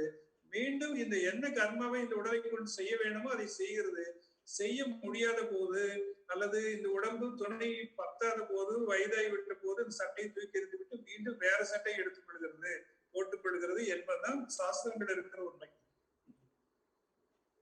திருப்பி அது தொடர்கிறது. திருப்பி அந்த பயணத்தை தொடர்ந்து மீண்டும் அதை தன்னுடைய கர்ம வினையை அதை போக்குவதற்காக முயற்சி செய்கிறது. நம்ம உலகத்துல பார்த்தாலே தெரியும், எத்தனை பேர் நீங்க ஆன்மீகத்துக்கு கொண்டு வந்து இதை உணர வைக்க முடியும்னு பாருங்க. பல பேரால ஆன்மீகத்துல கொண்டு வந்து நம்ம வீட்டுல இருக்கிறவங்கள பல பேரு மெடிடேஷன் கத்துக்க வர மாட்டேன்றாங்க. ஏன் அப்படின்னா அதுக்கு இன்னும் சில பிறவிகள் தேவைப்படுகிறது ஆன்மீகத்தை அகநோக்கி வர்றதுக்கு. அதனால அது விட்டுற வேண்டியதான். சில பேர் இது மாதிரி தியானம்னு பேசினாலே இந்த பக்கமே வர மாட்டோம், ஓடியே போயிடும். இதெல்லாம் பல பிறவிகள் போகணும் இதை தாண்டி வர்றது, பக்கத்துல வர்றது. ஸோ இதெல்லாம் எல்லாத்துக்கும் டிஃபரன்ஸ் இருக்கதான் செய்கிறது. ஸோ அதை எது உணர்கிறோனும் அதுக்கு இருக்கிறதோ அது மட்டும்தான் பக்கத்துல வர காரணமாக இருக்கிறது. அதனால எல்லாருக்கும் இந்த பிறவி டிஃபரன்ஸ் இருக்கிறது. ஈஸியா போறவே முன்னாடி நடந்து போறான். சாமி சொல்லுவாங்க இல்லையா, நான் கையை வீசிக்கிட்டு போறேன், ஏன்னா எனக்கு கணம் குறைவா இருக்குது, நீங்க எல்லாம் கொஞ்சம் கஷ்டப்பட்டு நடக்கிறீங்க, எனக்கு கணம் வெயிட்டா இருக்கிறது. ஓகேயா, நான் எனினும் நீ எனினும் நிறையறிவில் ஒன்றை, மூலத்துல எல்லாம் ஒன்னாத்தான் இருந்தா உடலில் நல்லுயிரில் வினைப்பதிவில் முன்பின்னாயுள்ளோம். வினைப்பதிவுல கொஞ்சம் டிஃபரன்ஸ் இருக்கிறது. ஓகேயா, சோ இது போகிறதுக்கு தான் நம்ம பயிற்சி எல்லாம். ரொம்ப நன்றிங்க ஐயா. வாழ்க வளமுடன் ஐயா. வாழ்க வளமுடன். வேற எதுவும் கேள்வி இல்லாதனால நம்ம வந்து ஐயா கங்காகுமரன் ஐயா, நீங்க நன்றி உரை சொல்லி நம்ம உலக நல வாழ்த்து சொல்லிடலாம். ஆமா, வாழ்க வையகம், வாழ்க வையம். எங்களுடைய 2006ல நாங்க இலங்கை மனவளக்கலம் தான் இங்க யுகே ஐக்கிய ராஜ்யத்துல வந்து ஒரு மனவளக்கலை வைக்கணும். எங்களுடைய சுவாமிஜியின் கடைசி ஆசை ஐக்கிய ராஜ்யத்தில் ஒன்று ஆரம்பிக்க வேணும் என்று சொல்லி ஆரம்பித்தது. இந்த 15 வருடங்களாக நடத்தி கொண்டு வரோம். ஆரம்பத்திலே எங்களுடைய லட்சுமி நாராயணன் குப்தாவும் ராஜலட்சுமி குப்தாவும் ஈரோடு சபையில வளர்ந்தவங்கள். அவர்கள் மூலம்தான் நாங்கள் எல்லாரும் வராது கிழமைக்கு ஒரு முறை 50 கிழமை, ஒரு வருடம் 50 கிழமை தொடர்ந்து நாங்கள் 15 வருடமாக நடத்தி வருகிறோம். இந்த வகையிலே இந்த லாக்டவுனின் மூலம் நாங்கள் இப்ப ஜூம் மூலம் உங்களோடு பெரியவர்களோடு கலந்துரையாடுறதுக்கு நிறைய அருள் எங்களுக்கு. அது ஒரு இட்ஸ் a win பொசிஷன். இல்ல, ரொம்ப மகிழ்ச்சியா நீங்க சொன்னதற்கு. நம்முடைய இது எதுன்னா, சோ அடுத்த நிலை பயிற்சிகள் அப்படின்றது பிரம்மஞானம் வரைக்கும் WCS பயிற்சிகள வந்துருது. அடுத்த நிலை பயிற்சிகள் அப்படின்றது நம்ம ஸ்மார்ட்ல இருக்கிறது. அதுலதான் அறிவியல் பயிற்சிகளும் ஆசிரியர் பயிற்சிகளும் ப்ரமோஷன் பயிற்சிகளும் ஐயா செஞ்சு சொன்ன மாதிரி. அதனால அவங்களுக்கு எப்படி கொண்டு வரணும் அப்படி நீங்க சொல்லி இப்ப ஒரு 13 பேர், அதாவது வந்து MRCக்கு நாங்கள் கலெக்டிங் த டேட்டாஸ். அந்த டேட்டாஸ் எல்லாம் இன்னும் ஒரே ஒரு அன்பர் இன்னும் தர இல்லை. அவர் தந்ததும் அது 14 பேர் I will send you details about MRC course வந்து ஆர்கனைஸ் பண்ணுவோம்.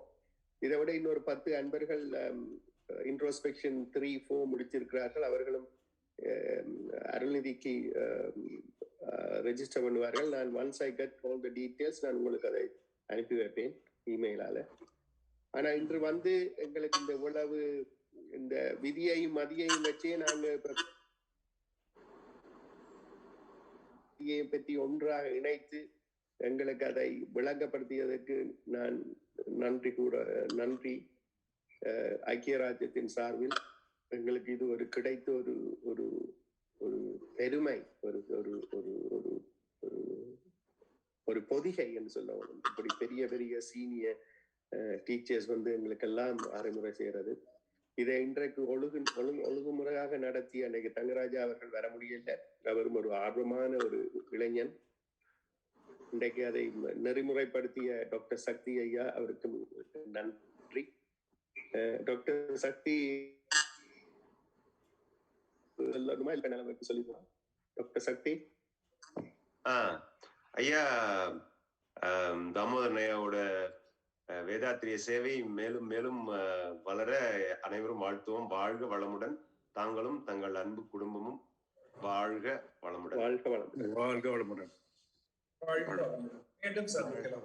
நாளைக்கு எல்லாரும் மாலை 6 மணிக்கு சந்திக்கலாம். உங்களுக்கும் எத்தனை மணிக்கு? 12:30 சார். எங்களுக்கு 12:30. சாரி, டேவிட் சேவிங் ஸ்டார்ட் ஆகுது இல்ல சார் டாக்டர்? ஆமா ஆமா ஆமா ஆமா ஆமா ஆமா. ஸோ 4.5 hours நாளையில இருந்து காலையில கிளாக்ஸ் கோ ஃபார்வர்ட். ஸோ 6 மணினா நம்மளுக்கு வந்து 1:30 PM சார். 1:30 PM. கண்டிப்பா அது வந்து நிறைய ரிமைண்டர் போட்டுட்டே இருக்கோம். we will do it, but please register first. you have to register first. இப்ப நம்ம வந்து உலக நல வாழ்த்து சொல்லிடலாங்கய்யா. உலகமெல்லாம் பருவமழை ஒத்தபடி பெய்யட்டும், உழவரெல்லாம் தானியத்தை பெருக்கட்டும், பல தொழில்கள் புரிகின்ற பாட்டாளி உயரட்டும், பகுத்துணர்வு பண்பாட்டை உயர்த்தட்டும், கலகங்கள் போட்டி பகை நடக்கட்டும், கல்லாமை கடன் உரிமை கணக்குகள் மறையட்டும், நலவாழ்வை